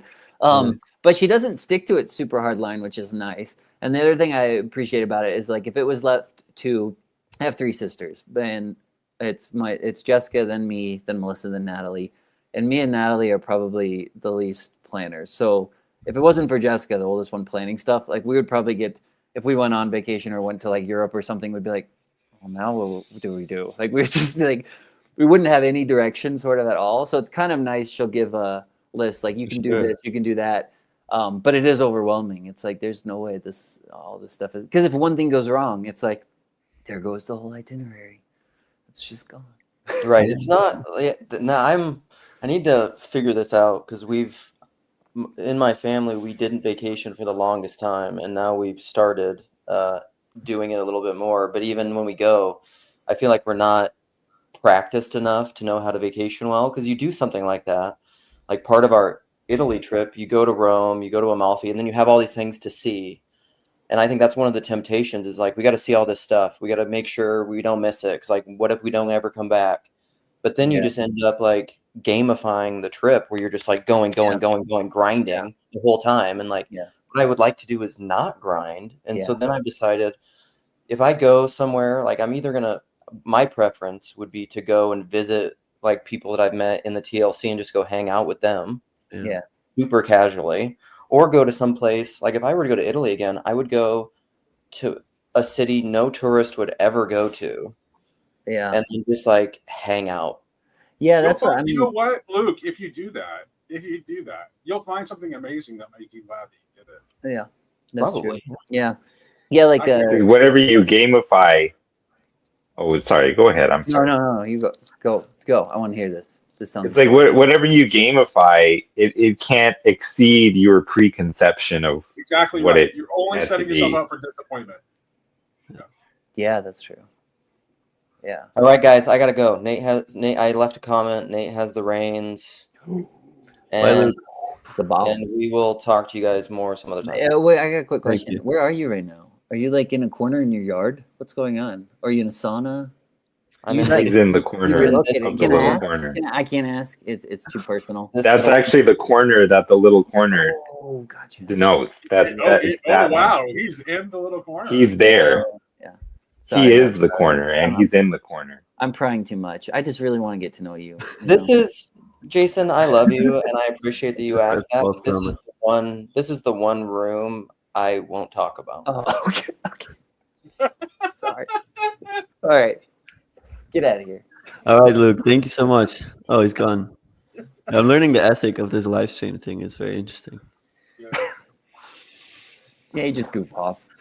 People come in, people go out. It's fun. Yeah, Luke Luke does that a lot. Like Yeah. he'll start a stream and then leave and hand it over to somebody. Yeah. So yeah, even if it was somebody who had no business being on the stream and just crashed it randomly. Yeah, I'll do that. Yeah. Yeah. Well, that's like going back to the traveling and gamifying stuff. That was one of the things we talked about with our honeymoon. We were thinking of different places, and we thought about Italy because both of us really want to go to Italy. But we were just like, if we did that, I feel like it would get gamified because we'd just be like, oh, we want to see this, we want to see that, and then it was just like it wouldn't be relaxing at all. Yeah. And so we were like, let's not do that. Because I yeah, think it's all right to have. That's what we usually do nowadays. Me and my wife are also quite opposite. I've become very good at leisure, at least at doing nothing. I just really don't mind. But then sometimes I do miss out on seeing things, and so we just pick one or two things that we like to see. There you maybe in go. a day, and that's it. yeah, You have plenty of time around it, and you don't feel rushed. So you could Yes. figure that out in Italy. okay, yeah. Because Yeah, that- in Italy, missing something, or in Italy, you miss the experience if you don't have leisure, because that's all Italian, you know. So Yeah. you will mess it up for yourself if you do gamify. But there's beautiful things to see that you're gonna want to see. But Yeah, there's no way to see everything. There's just too much. Yeah, I think that's one of those things that that's a mistake that a lot of Americans will make when they on their vacations is that they'll just try to cram too much in. yeah. You know? It is that. I think it is that some of that fear too, though, of like you're going halfway across the world, and especially if you're taking a family, it's like, man, when will we be able to do this again? Because you got to pay for so many tickets. Like if you're a single person traveling, I think it's probably easier to maybe enjoy that. Yeah, it just offers you so much more freedom, I guess, in travel. Which kind of sucks on the one hand. There's a song. It reminds me of the song. Going back to music all the way. It's called "Beautiful Friend," and he says, "All the living that you got to show cost the loving that you never had." And I just always really like that line. Like there's this total freedom in being single and just being able to do whatever you want all the time. But then when you bring in more people and more of a family, it's like you're more constrained, but you get a different sort of richness out of life. There's always a it's trade-off. also freedom in a way, I guess, to be constrained. I think. Yes, that's true. That's 100% the paradox of it. I mean, I'm thinking analogously right now of like, okay, gamifying vacation bad. How do I have the ultimately non-gamified vacation, right? Which is and then so there's a certain way where two answers come to mind. One is there's this place you've always wanted to go. It's just like in your heart to just spontaneously like enjoy it. Or option B is it has to be like the universe, really God, has to be the one who's proposing it. There's a certain way in which it has arisen organically. There's a certain way, or even out of necessity, a kind of a liberating constraint. That's the only two ways I can kind of see for that. But even then, it's like if I'm like going to go to France to like have this is not my ultimate non-gamified vacation, but like if I'm going there to have that, then there's a certain way where it, like I'm going to kind of like subconsciously be trying to gamify it and set up all these preconceptions. There's almost not an escape from that. The only true escape is when you have no choice. Yeah. when God has proposed the thing, and then you just say yes. Yeah. Well, I think about this in relationships as well, where more and more, the more my friends get to late 20s, the more they feel the issue with being single, let's say, the pressure of all the options. Whereas the people that are the most free are the ones in healthy relationships. Whereas I grew up thinking the opposite, that I find fascinating, and I wonder how far it applies to other domains. I think a job in a way is also freeing. It's a bit, maybe tell me what you guys think about how free will works, because when I spoke about this with my brother, for example, Jason, we came to a sort of conclusion like you are free to choose the things that bind you. You may not be free in every little action you take, but by choosing things that bind you, and if those things are good, then that's the maximum amount of freedom you should want to have, let's say. I don't know what you guys think about that. Maybe you have a nuance about that, or I think for me, I find that you can't actually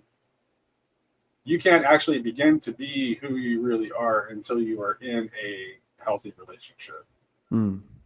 Like that is a prerequisite for you fully becoming a person.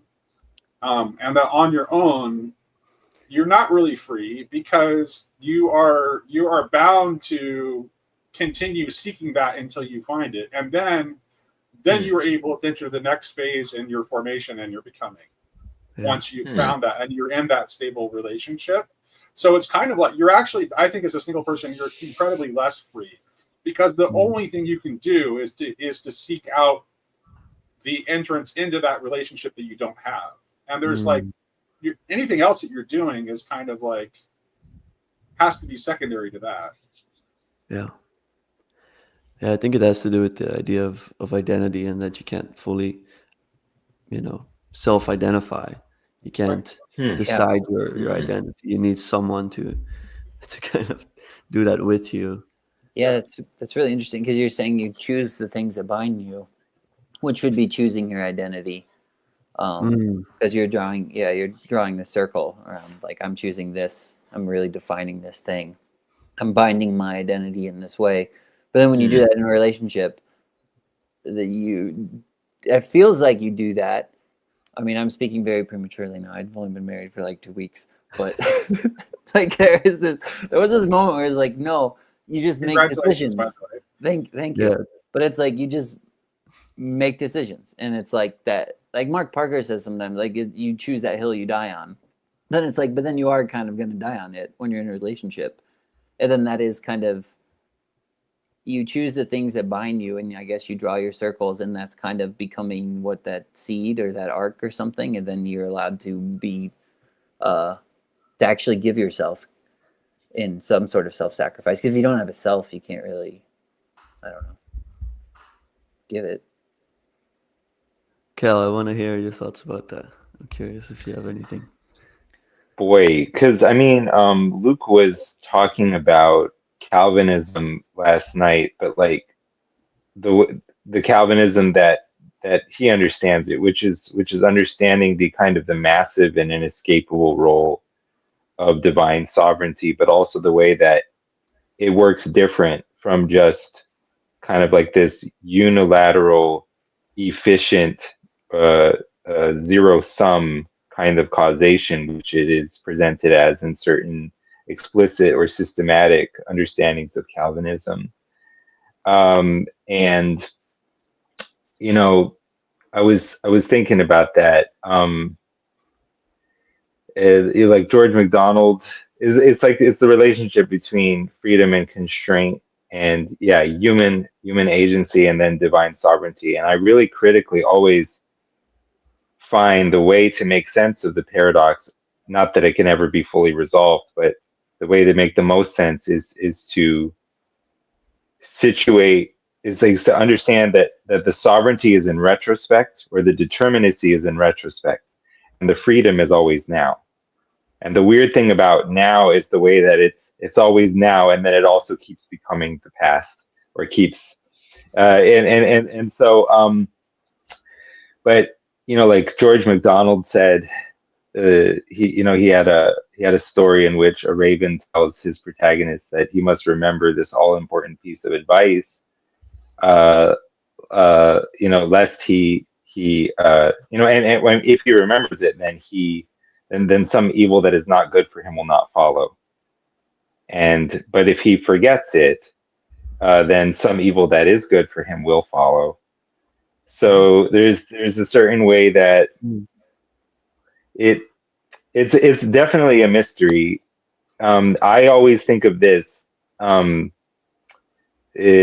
like the present moment, it has genuine freedom to shake out one way or another, and you as the agent in that, I would say you have genuine freedom to choose A or B in the moment. And then but this present moment is a superposition, that is a real superposition, but it also, like, if it collapses, when it collapses, if it collapses, you'll see in retrospect that there was only one thing that could have been chosen. And you just have to sort of affirm both of these things at the same time, but in two different tenses. Because the determinacy has to be the case in this retrospective sense in order for the principle of sufficient reason to be obeyed, and for there to be like this kind of explanatory closure. These are ideas that I very much learned from Christopher Langan, who saw the need for determinacy and generativity in a reality theory, which is itself this marvelous phrase, which is such a it's this contradictory even, and at the same time self-true sort of description of philosophy. Philosophy is a reality theory, and there's really this way that like Luke always likes to quote Miyamoto Musashi. He said, when you know the way broadly, you see it in everything. Here's Benjamin. And when you see, for Chris Langan, he understands the way that every moment has to be a self-resolving paradox. Every moment has to inherit the form or the character of this paradox, because even change itself is like miraculous, inexplicable, incomprehensible, really, the way any phenomenon sort of goes from 0 to 1.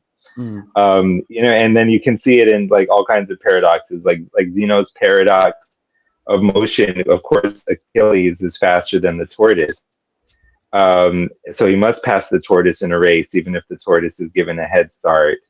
And yet, in order to get halfway to the tortoise, in order to get to the tortoise, he has to get halfway, and then before he gets halfway, he has to get a quarter way.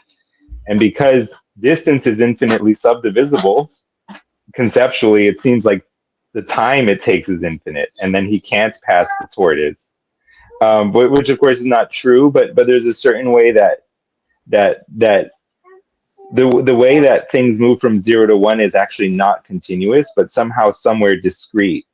But like that kind of moment where reality skips a beat, you don't understand, you don't perceive that moment of instantaneous change.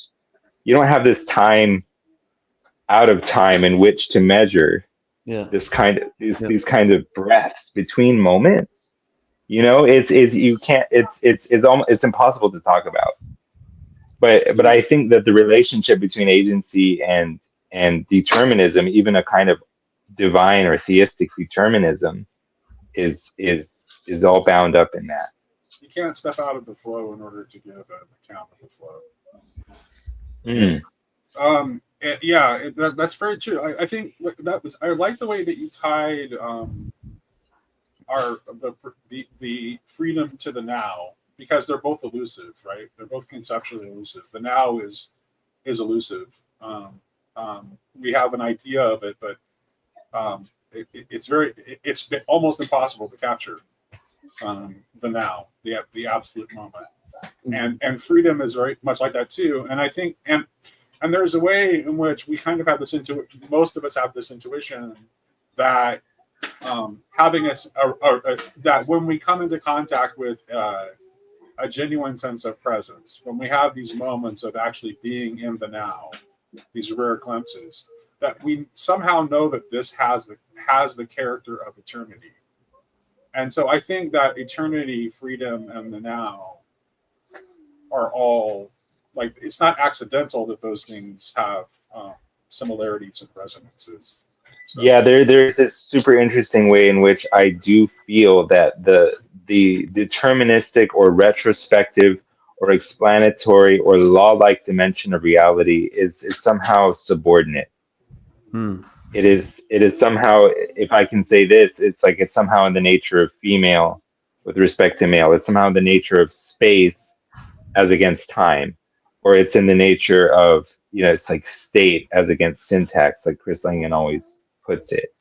And there's something very interesting about that. So that if I was to say which one I felt had the primary reality, I would say it's more so the present moment. But there's a weird way in which the present moment is never really quite definable without reference to the past. But then again, that's that's you trying to define, which is already inhabiting the sort of kind of law-like. Right. So that's why we can only this is why we can't contact it with our propositions, because our propositions are always time bound. Yes. Like, that's why by the way, the reason why propositional arguments and propositional language have boundaries that they cannot cross and are insufficient on their own grounds is because they are by their nature time bound.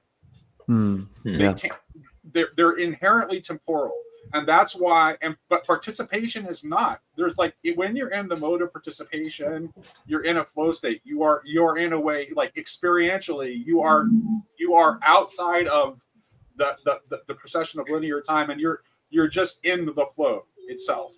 And that's where you come into contact with these, like, concepts that are deeper than what we can actually sufficiently capture in our proposition, and that when we try to capture them with propositions, we inevitably run into paradoxes. Yes. So yeah, well, there was something you shared a little while ago that was something about the fall being a fall into time. Yes. And there was a sort of an extended quotation or paragraph that you had about that, and that struck me very much. I mean, it also made me think of T.S. Eliot's Four Quartets.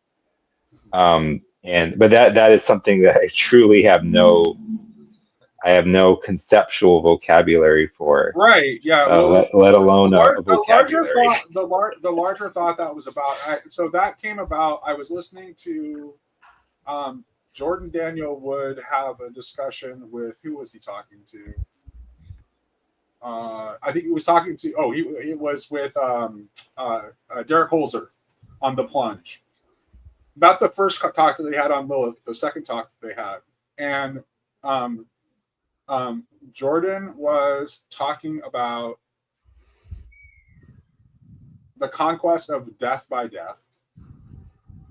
And while Jordan was talking, I was thinking about the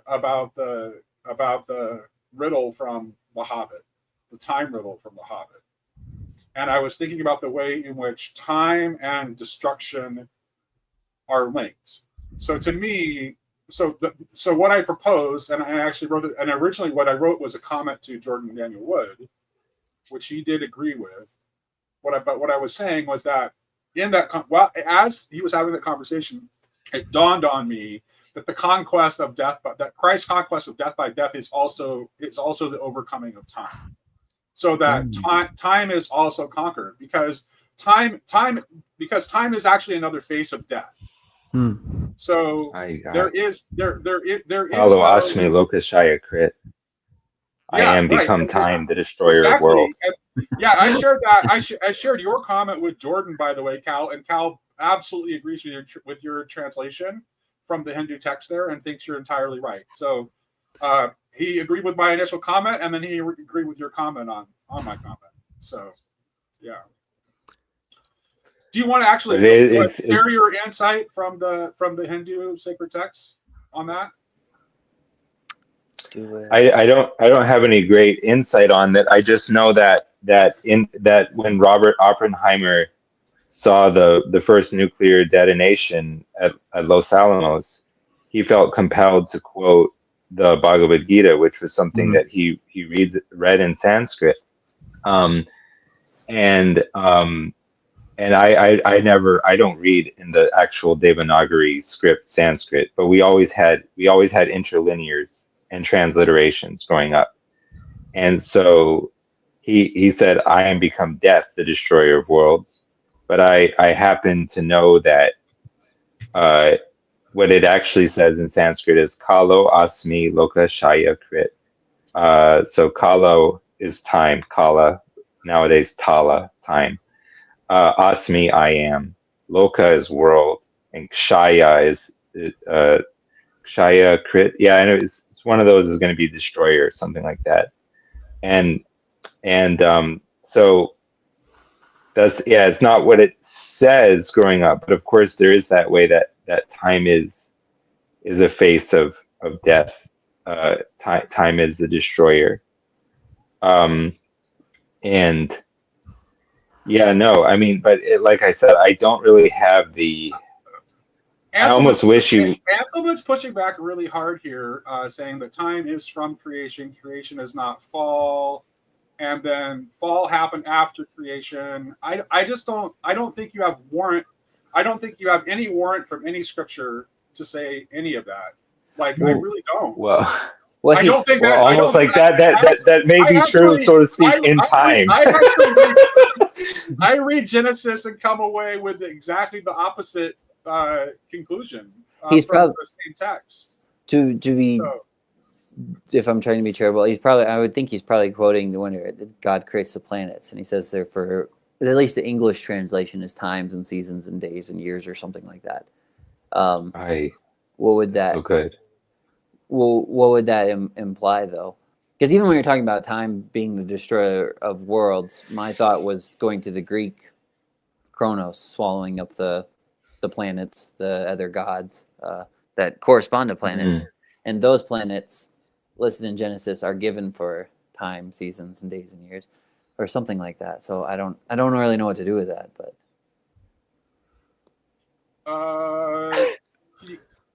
which verse are you talking about? Well, Genesis. I don't have my Bible with me. It's I want to say it's like 1:14 or something, where God creates the stars and the planets. That's what I would be guessed that Anselman is referencing. He says here Adam and Eve spent time in Eden before the fall, but I was just talking about the that one specific verse. There's a very long tradition of linking of considering the garden to be outside of time. I don't know about that particular verse. I'm trying to find it.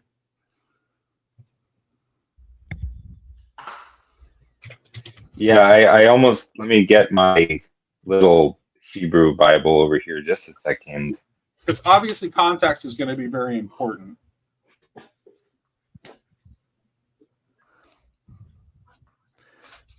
You start to wonder how we got here, talking about Italian food or whatever. Well, because we had talked about free will. That was what it was. He made the stars also, Genesis 1:16. Genesis 1. I'll find it here. We don't want NIV. Now we're talking Bible. How did we get here? Did it all start with tank tops? It always turns into a Bible study. Well, It's Genesis because 1:14. by trying to give fair hearing to a perspective that was pushing back about what was being offered on the stream. The thing is, I think he's right, but so to speak, in time, or along the law-like dimension of determinate explanation, which paradoxically is always giving rise to this kind of edge, this cutting edge of something emergent and new and not reckoned with inside the original train of thought. How do we perceive of just repetitions or rotations? Because even if I'm going back to like the very first verses in Genesis where it's talking about the day and the night, it's like in the evening and the morning where the first day. Separating day from night is not necessarily temporal division. Yeah, I mean, does it imply that, or would it be wrong to assume that the evening and the morning were the first day, and so like, okay, here's time introduced, or even the because I think I've heard other people say that with Genesis too, like God, in the beginning, God created the heavens and the earth, and so it's like time and space are being created there. Or something Yeah. But I don't know. Yeah, well, because people always say it wasn't 6 literal days because the sun wasn't even created yet, and to have a day, you need a sun and it's rising and setting. So I guess people are getting at the idea of like. Yeah, I think it's just. Go ahead, Kyle. Well, gee whiz, I guess I'm just saying, I mean, because Lucas and I have talked about this before, the way that you almost need a meta time in order to account for the genesis or creation of time. It's presupposing some kind of time-like process beneath, behind, ahead of it. And, like God is creating, I mean, it never says he's created time the way that we now understand time to have come into being, at the Big Bang along with space. It doesn't say that, but it does say he is creating the things that mark time. Well, I think that as Altsman just pointed out, that Adam tended to a growing garden before the fall. So I think so if I follow him, what Altsman's saying there, he's like, there is becoming, therefore there is time. But I think that's wrong. Right. Because I think that the divine itself actually necessary, in order to account for anything existing at all, the divine itself has to contain both being and becoming. Otherwise, creation would never have happened at all. Because there is no potential for creation within static being. This is JD. I'm actually looking. This discussion is interesting because actually at Southeastuary, one of the onstage dialogues we're going to have is between Jordan Daniel Wood and JD Lionheart, and they're actually going to talk about the paradox of being and becoming. Because they both actually deal with it in their work in slightly different ways. Jordan deals with it in talking about the way in which the two natures of Christ come together. The embodied Christological way. The hypostasis, right. So Christologically, you see the coming together of being and becoming and the God-man. And then in his book, Monotheism, JD tantalizingly indicates that the paradox of being and becoming is actually the same paradox that we run into in trying to understand the Trinity. And and if we try to explain why there's something rather than nothing, why there's anything at all, we run into the same exact paradox. So his argument is, yes, the Trinity is a paradox, but it happens to be the same exact paradox that you run into if you're trying to describe why there's anything at all. So you end up having to posit a divine which has both being and becoming within the divine. And the best way of understanding a divine that has both being and becoming within it is in a Trinitarian model. Because? Because that's the language about the Son being eternally begotten is becoming language. So when your idea of divinity introduced one who is eternally begotten of the Father, then you have the Father. Yeah, what does that even mean? Coming together, right? Yeah, absolutely. Yes, I see. Eternally begotten. Eternally That's begotten is the becoming part that is within the Trinity itself.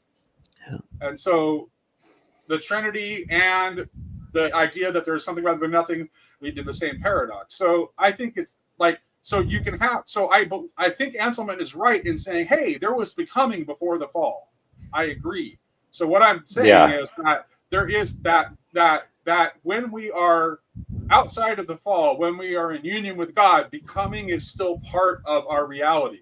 So that's why I think eschatological models that are just pure stasis are wrong. Yes, there's always generativity and because freedom. In God, there will always, in God, there was and always. we see that actually the generativity is actually the foregrounded element in a way that we just can't even fully comprehend in time. God is never going to stop creating. And when we are fully in God, we will also not be in a static state, but we will also be creating with God. Yeah, I've heard a theory that one of the reasons that the oneness or even the static part of God is so emphasized is because we are inside of a substance ontology still in many ways. And substance, it has to be one, and so we can't hold that paradox of many and one together. In the realm of substance, monism is absolutely the only option on the table. Nothing else is coherent. Exactly. So as long as you're operating within substance, you have to come up with a fundamental monism. You have to arrive at a fundamental monism. It's actually, nothing else is conceivable. But the minute you begin working your ontology from a relational angle instead of from a substance angle, then all of a sudden, other options other than monism are on the table. This is why I agree more with Jordan Daniel Wood than David Bentley Hart, who really, really wants to heavily emphasize the monistic aspect, which isn't wrong, but it's just not the full story. If we're talking substance, absolute monism is correct. Yeah. But our reality is more than just substance. Yeah. That's not a full. If you're accounting for the substance of the real, is not a full accounting of the real, because the real is also a real relation. Yes. So, Jason, what are you thinking? You've been silent for a while. I'm curious. Yeah, I'm just trying to keep track. Yeah. And these are things I understand them by just not understanding them. I let myself not understand. Yeah. Seriously, we're talking about things that are paradoxes. Yeah, I mean, I was listening and trying to grasp on what you were saying, but I was also thinking back about when we were talking about when Lucas said you can choose the things that bind you, and making decisions that almost feel like stasis to me. And there's a comfortability in stasis, like where there isn't a becoming, and I don't necessarily allow myself a becoming, because, and this is, I'm speaking, I guess, maybe more so from a personal stance too, is being in a relationship now and trying to be a dependable or a place of stability. It's like there's stability in stasis. So it's like I'm going to harden the clay here or something. Like, is there, because a wall, I mean, there are needs for walls at some points, like, to keep floodwaters out or something. And it's like, I don't know if there's a, when do you lean that way, I guess, into stasis? Because I know it does, when we often talk about that, it does mean death, or at least has a feel of death to me, because it's just so rigid. But at the same time, it's like, oh, well, there's I mean, even thinking about my own dad, I don't know why I woke up in the middle of the night and was thinking about this last night, and I was just like, another thing I admire about my dad is there's a lot of stuff that's like hard to deal with him, but one thing is, like, I honestly cannot even imagine in my head if like a freaking semi truck was going down the road and one of his granddaughters or his daughters or something was in the road. I cannot imagine that truck getting through him for some reason. Like, I just think he would be just a solid freaking rock. And it's like, that is something beautiful in its own way. This sort of like rigid stability or something. Yeah. Very, and so, but it doesn't allow. It feels like it doesn't allow for change or becoming or anything like that because it's so. Does that make sense? That's Yeah. where my mind was going, I guess, in all of this, and I'm like, what do I do with all of that? I guess. Well, there's not just becoming, right? That Yeah. would be like we don't like that's the whole thing. It's like the divine contains both. Like it has that absolute solidity. So it's still all like I'm not overturning any of the metaphors for God that refer to God as a rock, right? Yeah. Because like the whole point is that it's a paradox. You have God the Father, who is that, and you use your Father as an example of that, right? Yeah. That rock solid stability, right? Mhm. But that God the Father is also like generates the eternally begotten Son, which is the becoming element, that becoming element within the divine Trinity. And in terms of Penn saying that you end up with a monism, if you talk about relationality too, like yes, that's why we're talking about a Trinity, because in the Trinity there are three persons who are ultimately a singular divinity. So we're still monotheists, but we think that the best way to express that monotheism is in a Trinitarian expression, because it best captures this paradoxical nature of the divine in that it contains both being and becoming. Yeah. Yeah. Okay. Yeah, that makes sense. Does this is probably gonna be a stupid question. It does or can time be a capsule for being and becoming? When we're talking about choosing things that bind you, because even thinking about like now in this moment, now, whatever that is, the years of the life we spend here, is seemingly a capsule or something like that. If the fall is a fall into time, then the answer to that would seem to be yes. Because you guys were mentioning like the freedom. There's the freedom within constraint as well, and time seems like a constraint. But then like giving, It I don't is. know. Okay. Yeah. This mortality is a constraint. Right. Well, yeah, and the way that I mean, like, and there's a way in which like in a fallen world, our dying is a gift. Yes. Right. Yeah, that's scary. It really is, because think of how in a fallen cosmos, think of how much worse we would make things if we didn't die. Yeah. Like before the flood. Right. Gotta shorten these years. I'll have to flush the toilet again.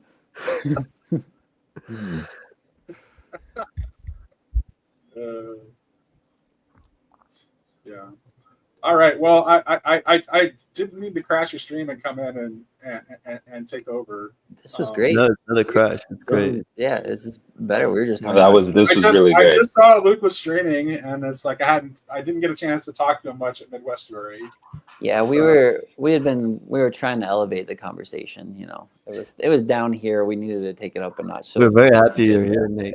And I never spoke to you before, so I'm really happy to. Well, yeah, Lucas, I've seen you on other streams. I think this is the first time we've been on the stream together, so it's good to meet you as well. Pleasure. Yeah. Absolutely. I want to do a U.S. tour one day. Go to the U.S.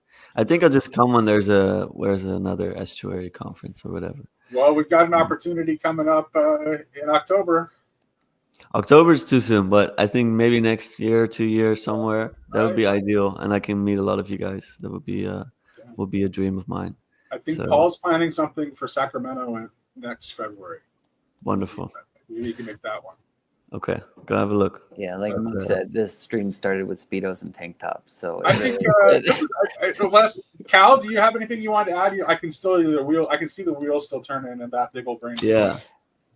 I mean, the thing is, no. I mean, I can't. I increasingly just don't try to understand. But it's fascinating the way that you put it, and the original paragraph of yours that I had read. I wish I could have some kind of immediate access to it, because it was something that I thought about for a long time. I will also say, I might be able yeah, to dig it. contemplating these ideas, to me, it's actually, there's no small element of fear that enters in, just in the sense of, I hesitate to imagine what exists beyond myself or beyond what I know and what I understand. And, at the same time, I wonder why I can't surrender control. And, I have a whole kind of philosophy, let's say, that's about how it's good to surrender control. But on the emotional or interpersonal level, do I really trust God to let existence be good? Because if I look back at what I've lived through, I want, part of me wants to say it has not been good, and I don't have trust in existence itself. But if I really attend to what I did experience, I don't know that it wasn't I don't know that it wasn't good. And in fact, I don't know that without experiencing what I experienced, I could have any conception of the good at all. Yeah.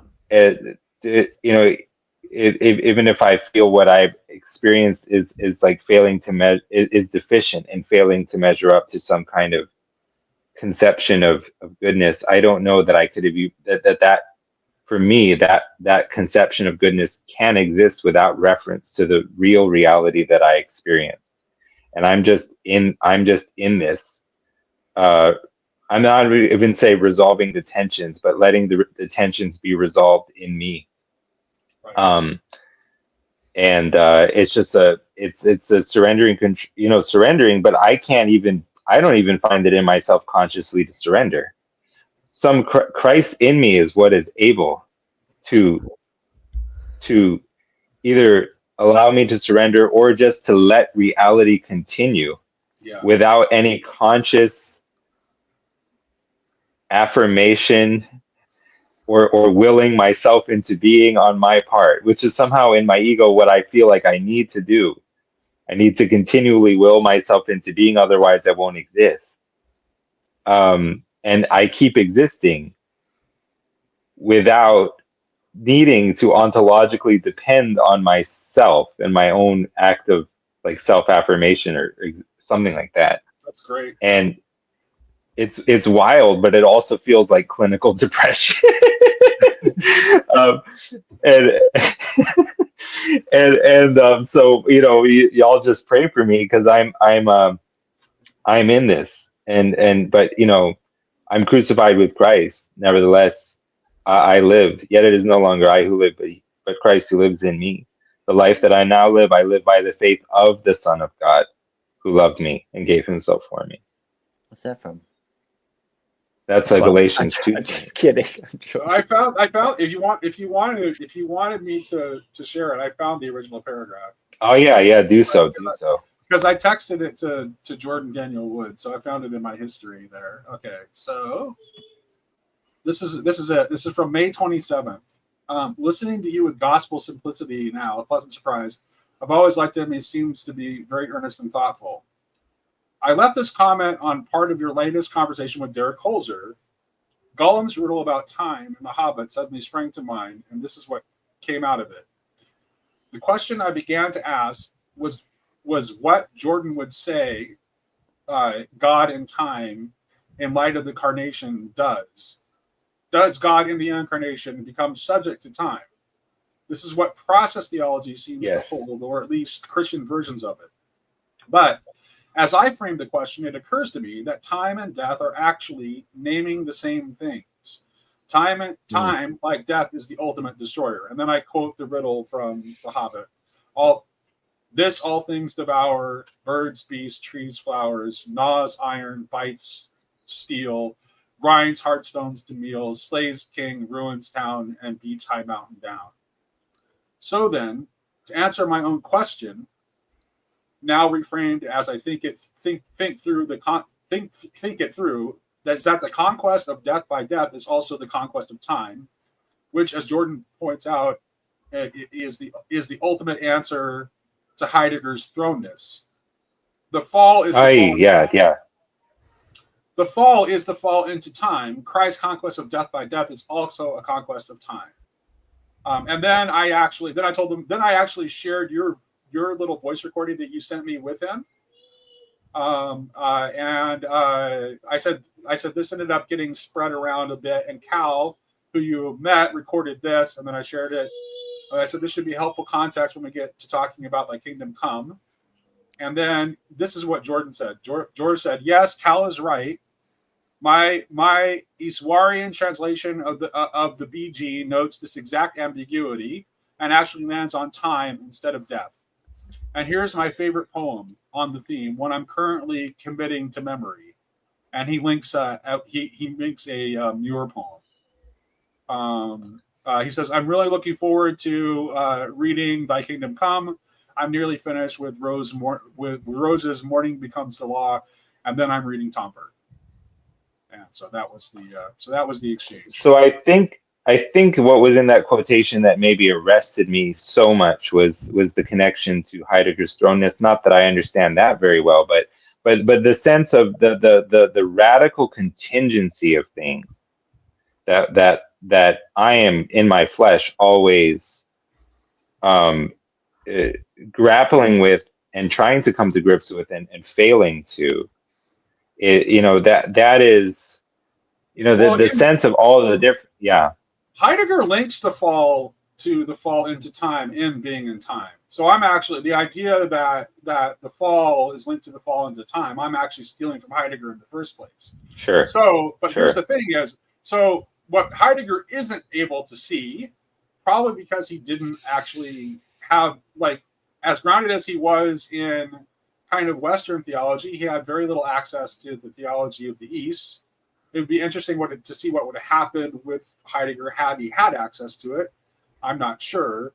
But he sees the problem of the fall into time and is reacting to it, but he doesn't see how that Christ's conquest of death by death also is the overcoming of time, and therefore of the problem of thrownness. Yeah. So that problem of thrownness is for me, I the way I would understand it is I have a sense not only of how things are, but in having that sense, sort of logically or propositionally, I have the sense of the complement space of all of the different ways things could have been. And then I must seek for some explanation of why things are the way they are, this tiny sliver of actuality amidst, a huge haystack of possibility. And I don't find that explanation. And I don't know where I am. It seems almost radically unreal. Right. I don't recognize the present state of affairs. It's a kind of almost like a dissociation, or a derealization. And I think that existentialists dealt with that. There's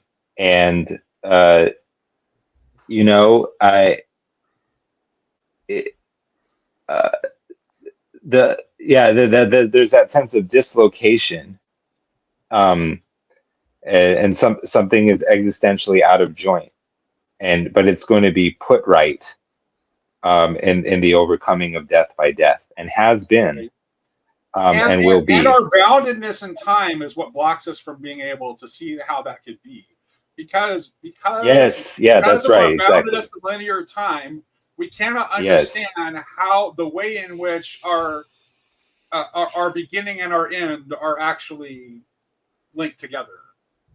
We can't see that because of our being trapped within linear time. Yeah, it has to be something. But I have faith that Christ's conquest of death by death has also overcome that, and that I need to concern myself with that, and that it will be revealed. Yes, because if it had not done, then you couldn't even exist now. Exactly. Yeah.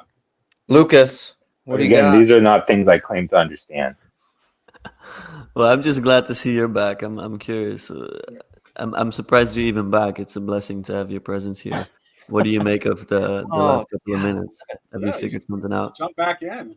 what a sweet man. I really do appreciate conversations when I leave. Like it's such a great thing. I recommend this to people. Start streams and conversations and then disappear and then just be a watcher because sometimes magical things happen. You guys were talking about things in a way that I think is really great and different than I would talk about it, but yet similar to the way that I would talk But about Luke, it. we It's like, always talk about the same things in a very different way. That's just no, I know, but like that that's the applies. that's the whole like once you know the way broadly, you'll see it in everything, and it's actually connected to covers, and it's actually connected to icons because like we're all talking about the same thing in our own particular ways because it's the Vervaeke thing that he was talking about Midwestuary. It's just the reality is the cup or the thing, and we're just looking at it from all these different angles, and it's really fun. For me, it's really fun, and I think, and I would say, I would be so bold as to say good and true and beautiful to have conversations with people who acknowledge that, because when you're talking to people that acknowledge that you're just looking at these things from all the different angles, call it reality, call it being, call it the Trinity, call it whatever, that's iconic knowing. That's what that is. And you're able to have these conversations, which is fantastic, and it makes me feel it's actually infinitely practical, and in that sense it's like applied wisdom and true philosophy and true knowledge, because like even the stuff Cal was talking about, like when you're talking about thrownness and like the disassociation from understanding possibility and where you're at, like what I hear in that is being in the world but not of the world. It's like I have this resonance with the world, and through my suffering, when I embrace it, when I accept my thrownness and my suffering and being in this linear time and being in a corporatist churn, hamster wheel life that I'm in, and I have so much tension and struggle with it, but when I just accept it as gift, and this probably gets to the big talk, some of this five-giveness and forgiveness and repentance and grace. It's like it's an acknowledgement that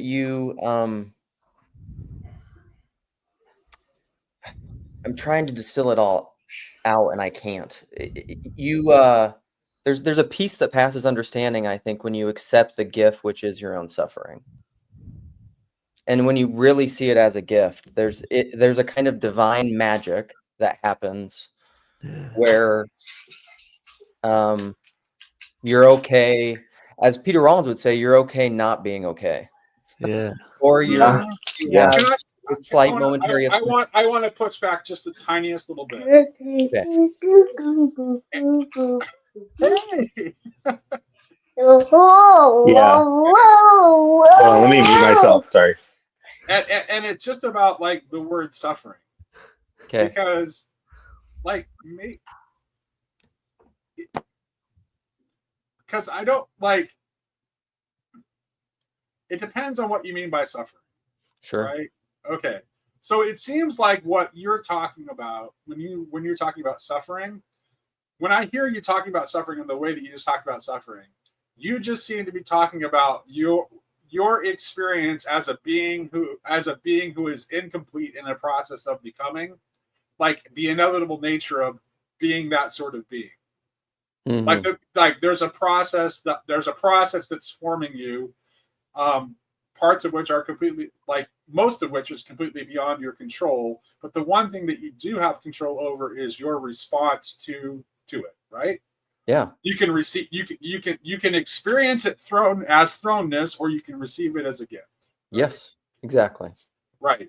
And so you're saying if you just change your orientation to receive it as a gift, then something happens. I agree. But what I would say happens is that actually transforms the suffering so that it is no longer suffering. You will no longer see it as suffering, but you will see it as part of the process that was making you. Right. And that's very much, I don't know. I think becoming a saint is being able to do that in the moment. of your Yeah. suffering, in the event of your suffering. But like, Yes. it reminds me of what Jordan Peterson said with like a lot of his clients, where like, if you, most often, I think almost with everyone, I don't know if I want to say with everyone, but for a significant amount of people, when they look back retrospectively at the worst events of their life, they're often the things that are the most valuable to them for what it created in them. Whether it be all these fruits of the Spirit, right? Love, joy, peace, patience, kindness, goodness, gentleness, meekness, faithfulness, self-control. Meekness isn't one of them. I misspoke. But you get my point. So like but all those things require suffering. Like, to become patient, you have to have situations that you don't like, that you want to be over. Like, you don't get patience without that. Long suffering. Like, how do you get long suffering? It's not a trick question, and like getting married, having children, like often it's a blessing, but a lot of the blessing is that it teaches you that you don't understand what it means to love someone. Yeah. Dave wants to come play with us. Should I tell him there was no link? That I just crashed the party because There's never been a link, David.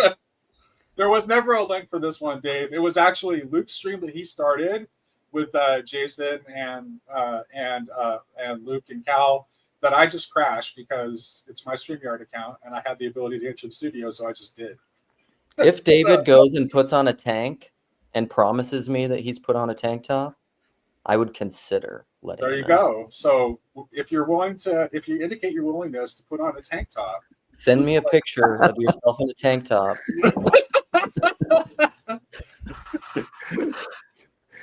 It's getting better and better, guys. Yeah. No. So when one of the things that you said, Luke, that I also wanted to poke at a little bit, not in a bad way, but actually I want to develop a little bit more. In your little monologue there, you talked about how you don't care about what people call it, and that's not completely true either. But okay, but not caring about what people call it is right, because that's the problem that we run into. Is we think, and it's interesting because we started this conversation talking about language, right? We were talking about language and the differences between language and learning other languages, and so we were kind of began the discussion talking about language. But the thing that you are pointing toward is a pattern of being. It's a way of being in the world. It's a mode of existing. It isn't something that you can certainly. There are better and worse ways of pointing at it with words, but no set of words is ever going to be able to completely encompass and capture it. So getting obsessed over what language people are using to talk about it is a good way to lose sight of the mark. Well, right, and that's connected to what you were talking about earlier with the propositional always being in the past. It can never capture the present or the future. Like it's. Right. And so it's fine. We have to use languages. This is why, get out your Luke bingo. You got the Rob Bell quote, God and everything is about he whom we must never speak, but we must always keep speaking.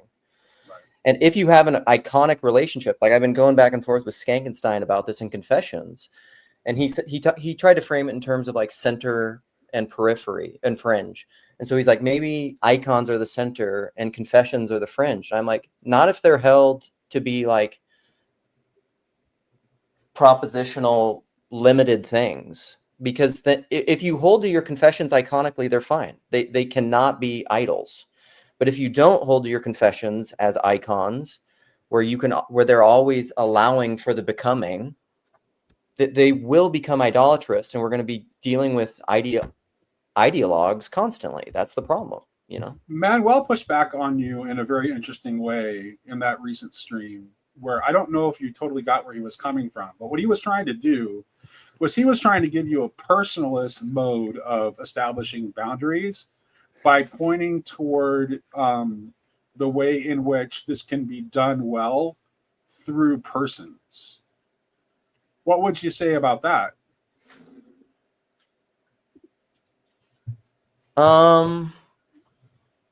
That I mean, because you believe in natural authority, right? Yes. Yeah, absolutely. I mean, I think you have to submit and make decisions and choose to do things and operate in the world. And that's the difference between power and authority is like you have to serve somebody, Dylan. You got to submit to something. You have to. It's part of being in the world. And so I agree with that there are going to be natural things that you need to submit to in words and confessions and things. It's inevitable, but I don't. Well, we've all submitted to you by being on this stream, in a way, right?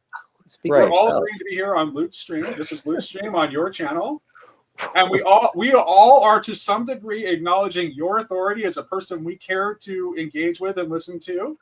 That doesn't mean that we are going to agree with everything you say or listen to everything you say, but implicitly we're acknowledging that you have some authority by being here. Wow. Well, thank you. I feel like Cartman. Submit to my authority. Yeah, But you, the problem is that you still have to treat that as an icon. Like when you get married, you're submitting and covenanting yourself. You know, you're drawing the line, as Jason was talking about, to your wife, but yet it's not a static image of her. Like you could write all the things that you understand and know about your wife, you know, and then, but the problem is, like PBK has said forever, is that changes and evolves and grows. Like what is the one thing, Karen Wong, that you've studied so much that you've realized there's no depth to? Your spouse, your children, and you have to relate to things that way or else it becomes an idol. So like, and I think by nature, this gets into like, what is the spirits? This is why when I talk about confessionalism and I quote Tillich and myself about institutions being inherently demonic and confessions being demonic, and why I think it leads to identitarianism is because the spirit of confessionalism is by its nature not iconic. Well, it tries to say, well, yes, because why does it do? Confessionalism actually tries to remove authority out of the realm of the personal and to put it into law. Yes.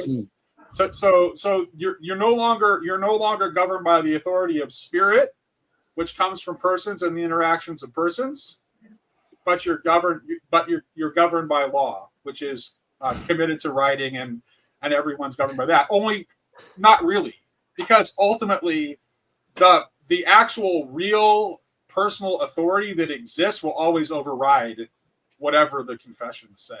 Yes, absolutely. Now David is here, tanked up. I want to hear what he has to say, and I'm leaving again. Love you guys. Bye-bye. Okay. Can you hear me all right? Is that all right? Awesome.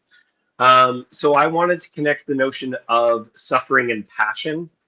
Like in the old sense, passion is something which is done to you, right? So the passion of the Christ just refers to the fact that we beat the crap out of him, not his care. I mean, his care is, I still agree with, but the term passion of the Christ just refers to what is done to you, and suffering is allowing, right? So in your King James Bible, it will say, suffer the little children to come to me, right? Yeah. It's to suffer is to allow, to permit. And I've been trying to, I was kind of jumping in yesterday onto Luke's stream with this idea, and it seemed people weren't getting what I was getting at.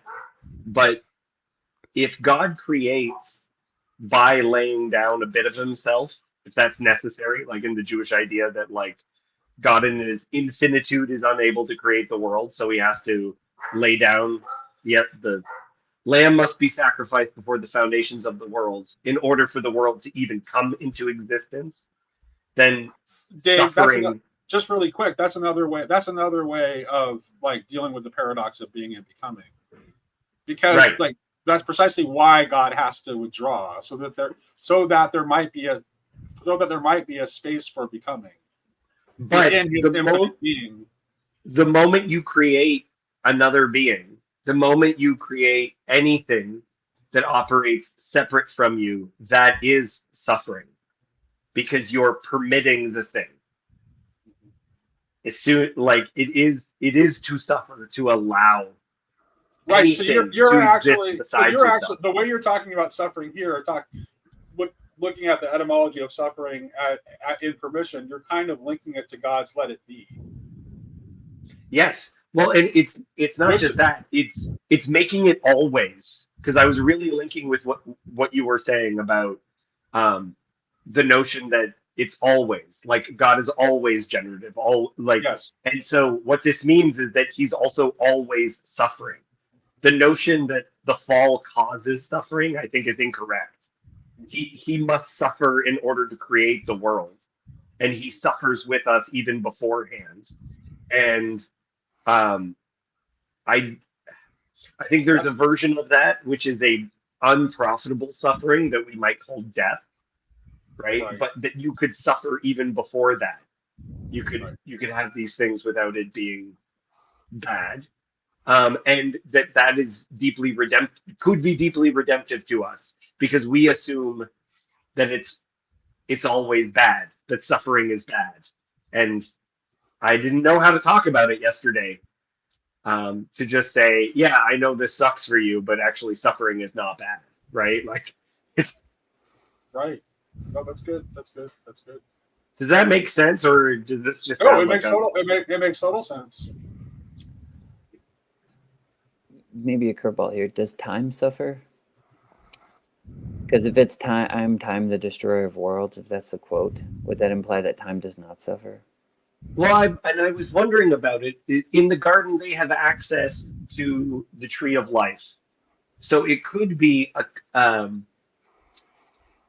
once the fall occurs, maybe time is linked to this kind of this negative form of time. That would actually, I like that too, because I like that too, Dave, and that's good. That might be a good corrective, because that have you read Paul and Time?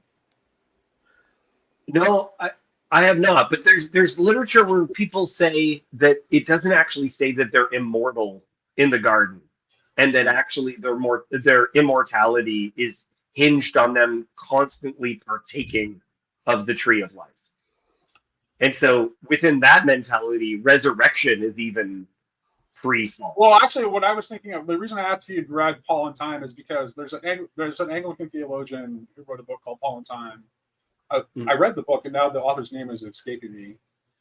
But she posits that Paul has essentially two senses of time, which are in contrast to one another, and that they're a lifetime and death time.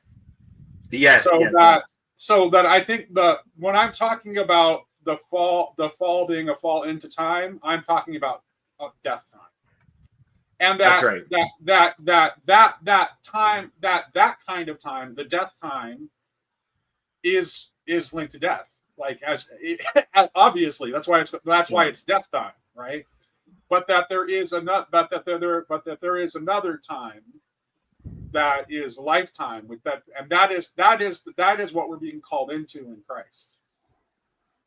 So, but until the parousia, the world of death time still persists. Although these ideas that we're talking about, part of my feeling is that it actually makes the second person of the Trinity necessary for the way that, like, it's not merely this accident that happens in the middle. It's actually something always and necessary for us to exist. Correct, because if we had only the Father, if we only had pure static being, nothing would ever come to exist. So so any conception of the divine always has to include the possibility of becoming, or nothing. And I think this is what I think this is even what Luke was saying by him saying he's stepping away from the conversation. Like, what that means is, even for us to have a conversation, I have to shut up. I can't just absorb the whole thing. I have to permit you to talk, even if you're interrupting what I'm saying. And to permit that, to have a conversation, is to suffer you, right? Like, there used to be an expression which is like, he does not suffer fools, right? Like, it means whether or not we can even bear with each other, right? And that any amount of bearing with each other is a form of forgiveness. Is a form of suffering.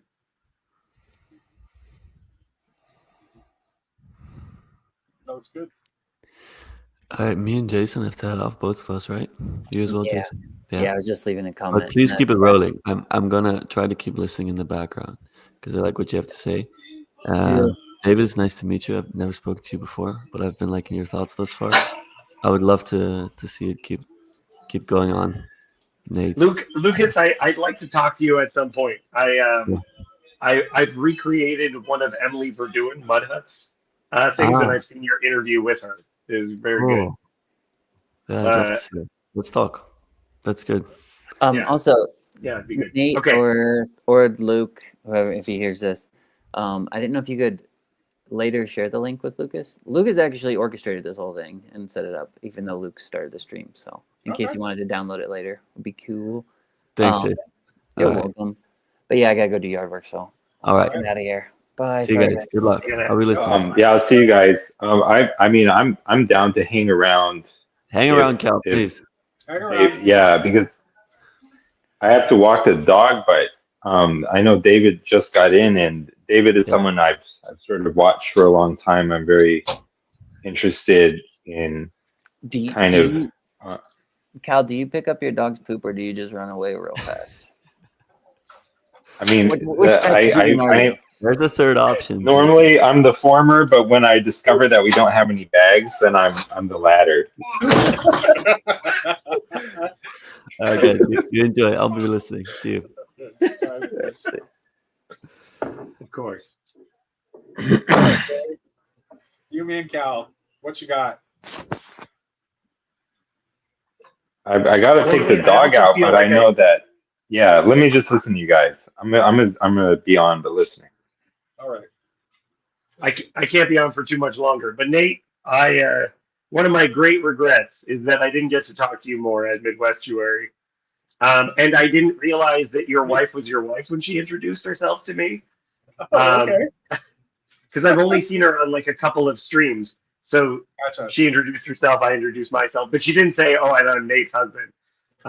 So I didn't know if this person knew anything about me or if I knew anything about her.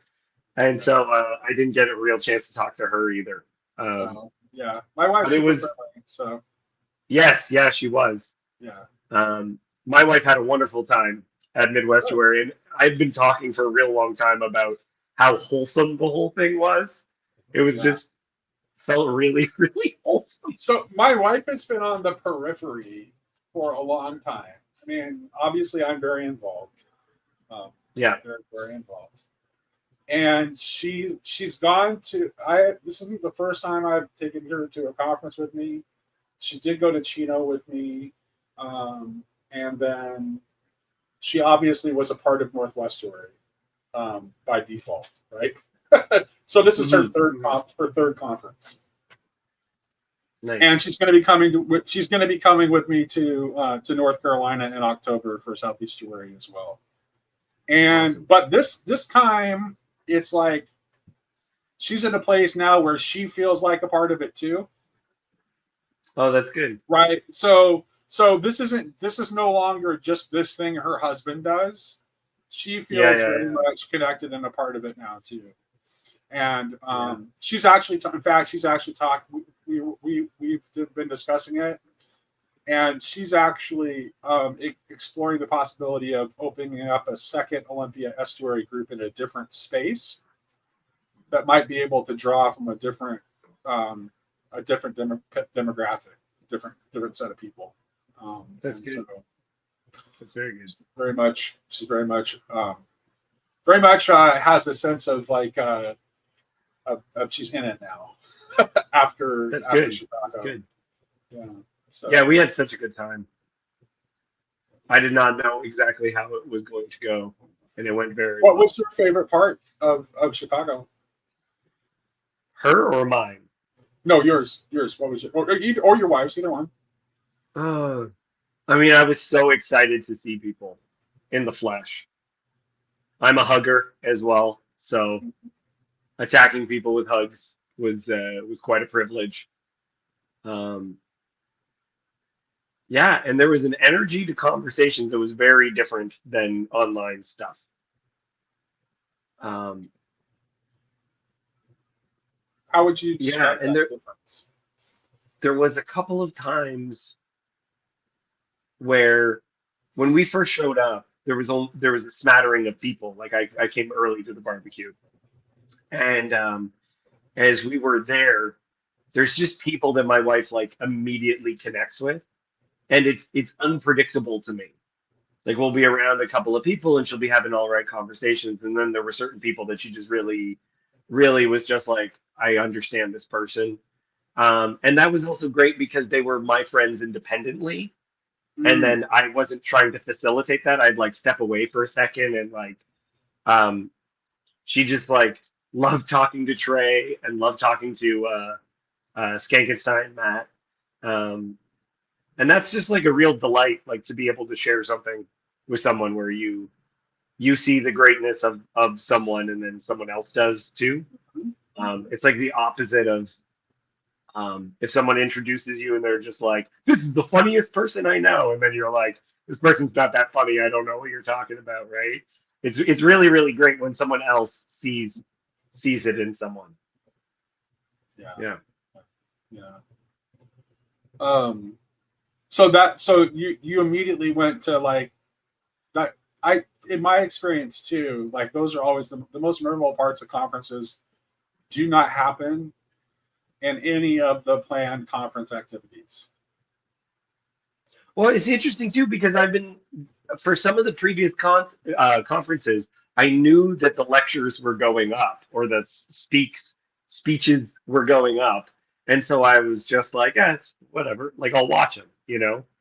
And so the excitement was actually specifically to meet people, right? Um, and that was very good. And I got to talk to Jonathan Pajot because this image was inspired by me carving his image of everything, right? Okay.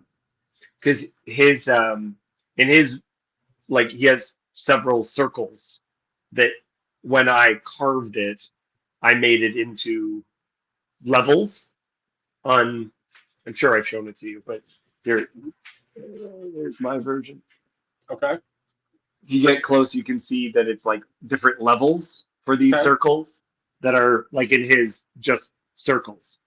Gotcha. And so while I was creating that, I had the idea of making this, which is the creation, but each one is a different level, right? Okay. Uh, and so it was great to just talk to him about it. So I kind of cornered him at one point and showed him pictures of what I was working on, and yeah, to be able to have that conversation, I enjoyed more than his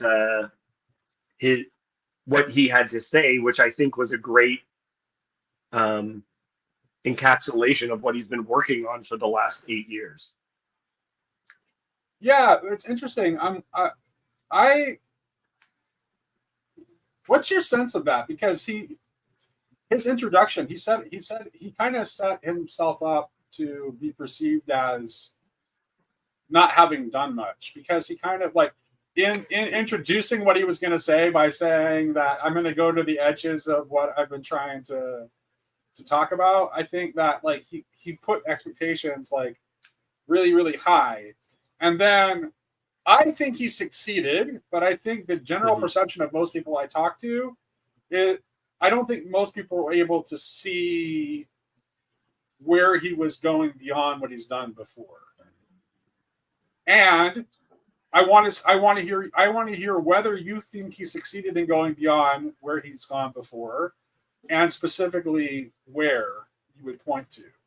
Because I certainly have my own idea as to where he was pushing the envelope.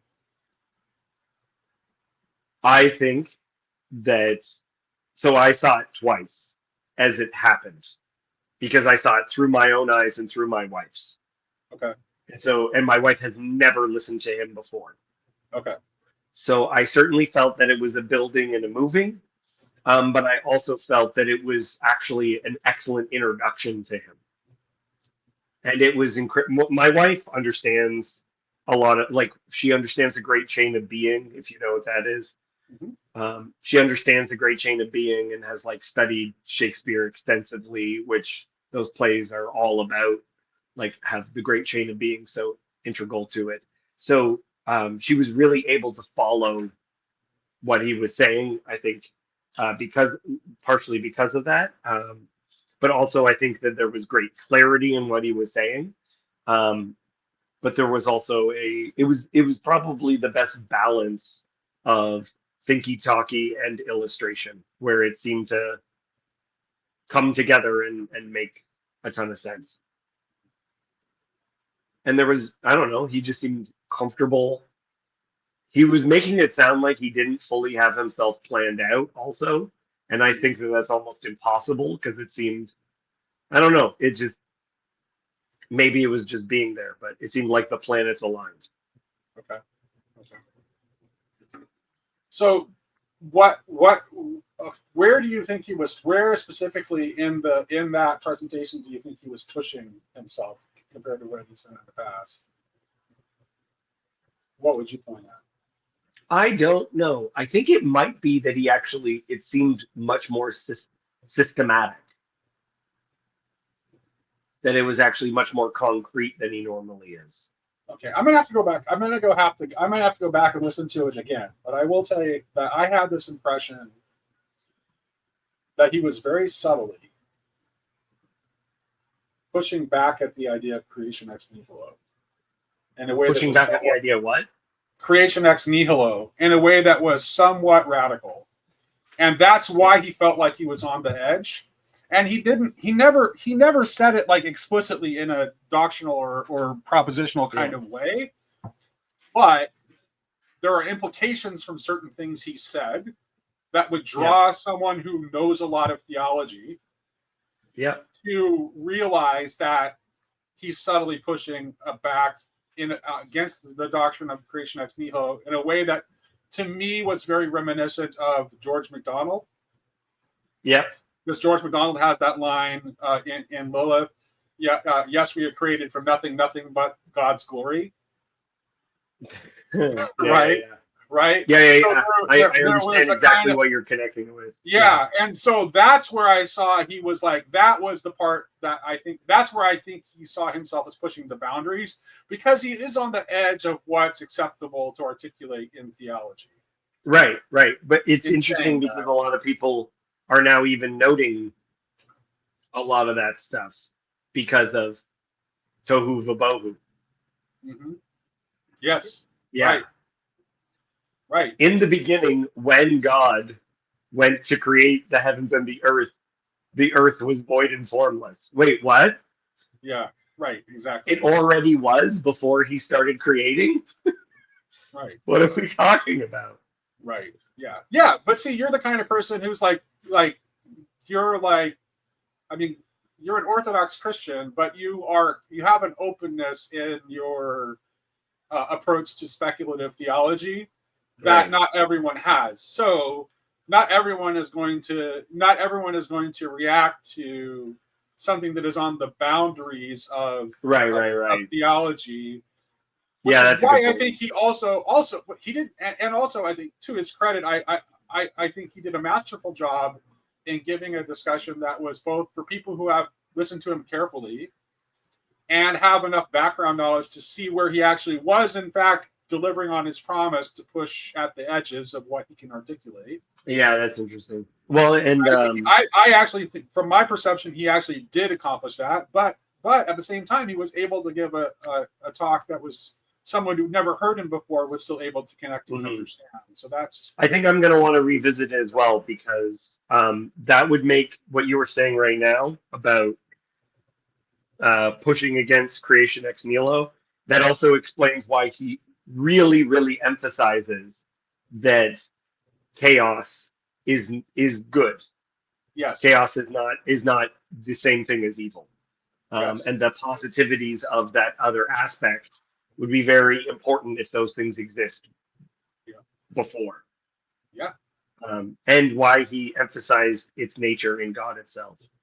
Correct. Okay, I have to get running. I have to go to both a Ren fair and a fall festival. So that was pretty. That was a worthwhile little exchange, though. So thanks, Dave. Take care, Dave. Okay, see you. All right. Bye. All right. Bye-bye. All right, Cal. I'm gonna head out. Unless you got something you want to say to end the stream here. You're muted. I was trying to chime in when I was walking the dog, just because I got so interested in what you guys were talking about. Were you talking about Vervaeke? No. Who was it? Pajot. Okay. So we're talking about like pushing back against creation ex nihilo, and David bringing his knowledge of the Hebrew and understanding the way that the kind of the Bereshit part of Genesis is like a when. It's like introducing a subordinate clause, like when God began creating, and so on, and so I mean, wow. I mean, I just got interested because there was something that Craig and I had been talking about, like in order to understand Kant's thought and the relationship between what what is a priori and what is a posteriori, and the way that if you're gonna have if we're gonna just take the paradigmatic act of creation ex nihilo, which is totally free. God is free not to create, and then he chooses to create. There's this weird paradox with God of like everything he does is simultaneously totally free and yet totally necessary. Are you tracking with me so far? Can you hear me? Yeah, I can hear you. Yeah. And so like, okay, so he's gonna create the world. Does he have a reason for that? Like, or is it completely spontaneous in the sense of random or acausal?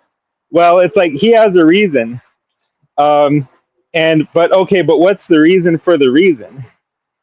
And so any attempt to make up the causal gap or the lack of determinacy in this explanation is going to make creation necessary.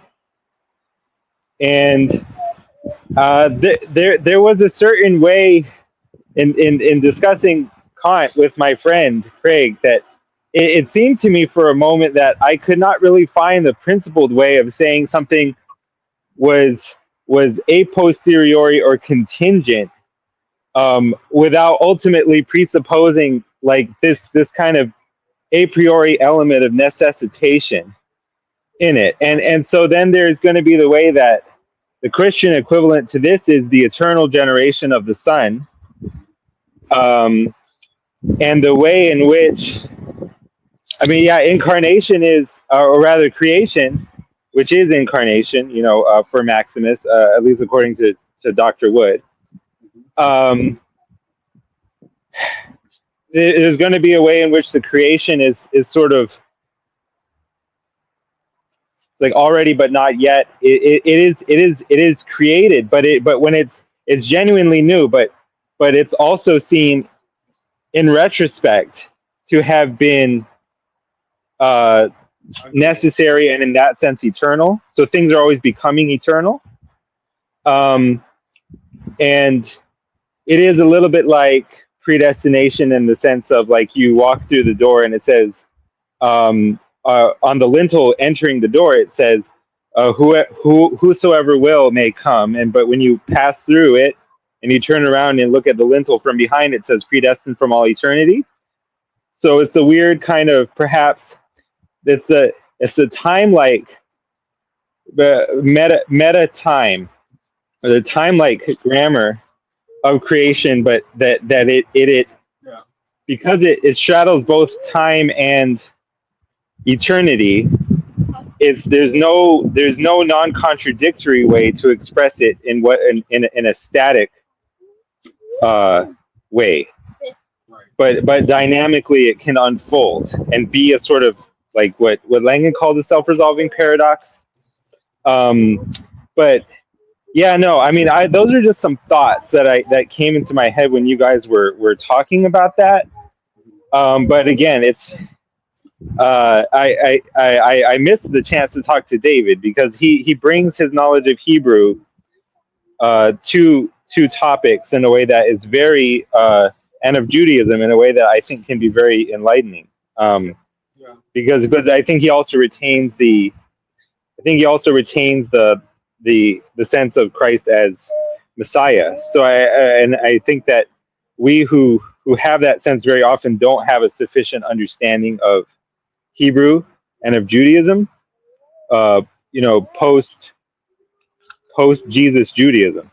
Anyway, no, that's what I wanted to talk about. But I just anyway, wanted to clarify one thing here really quick. So, Penn, no, at no time did Pajot ever push back on the doctrine of ex nihilo in any kind of dogmatic way.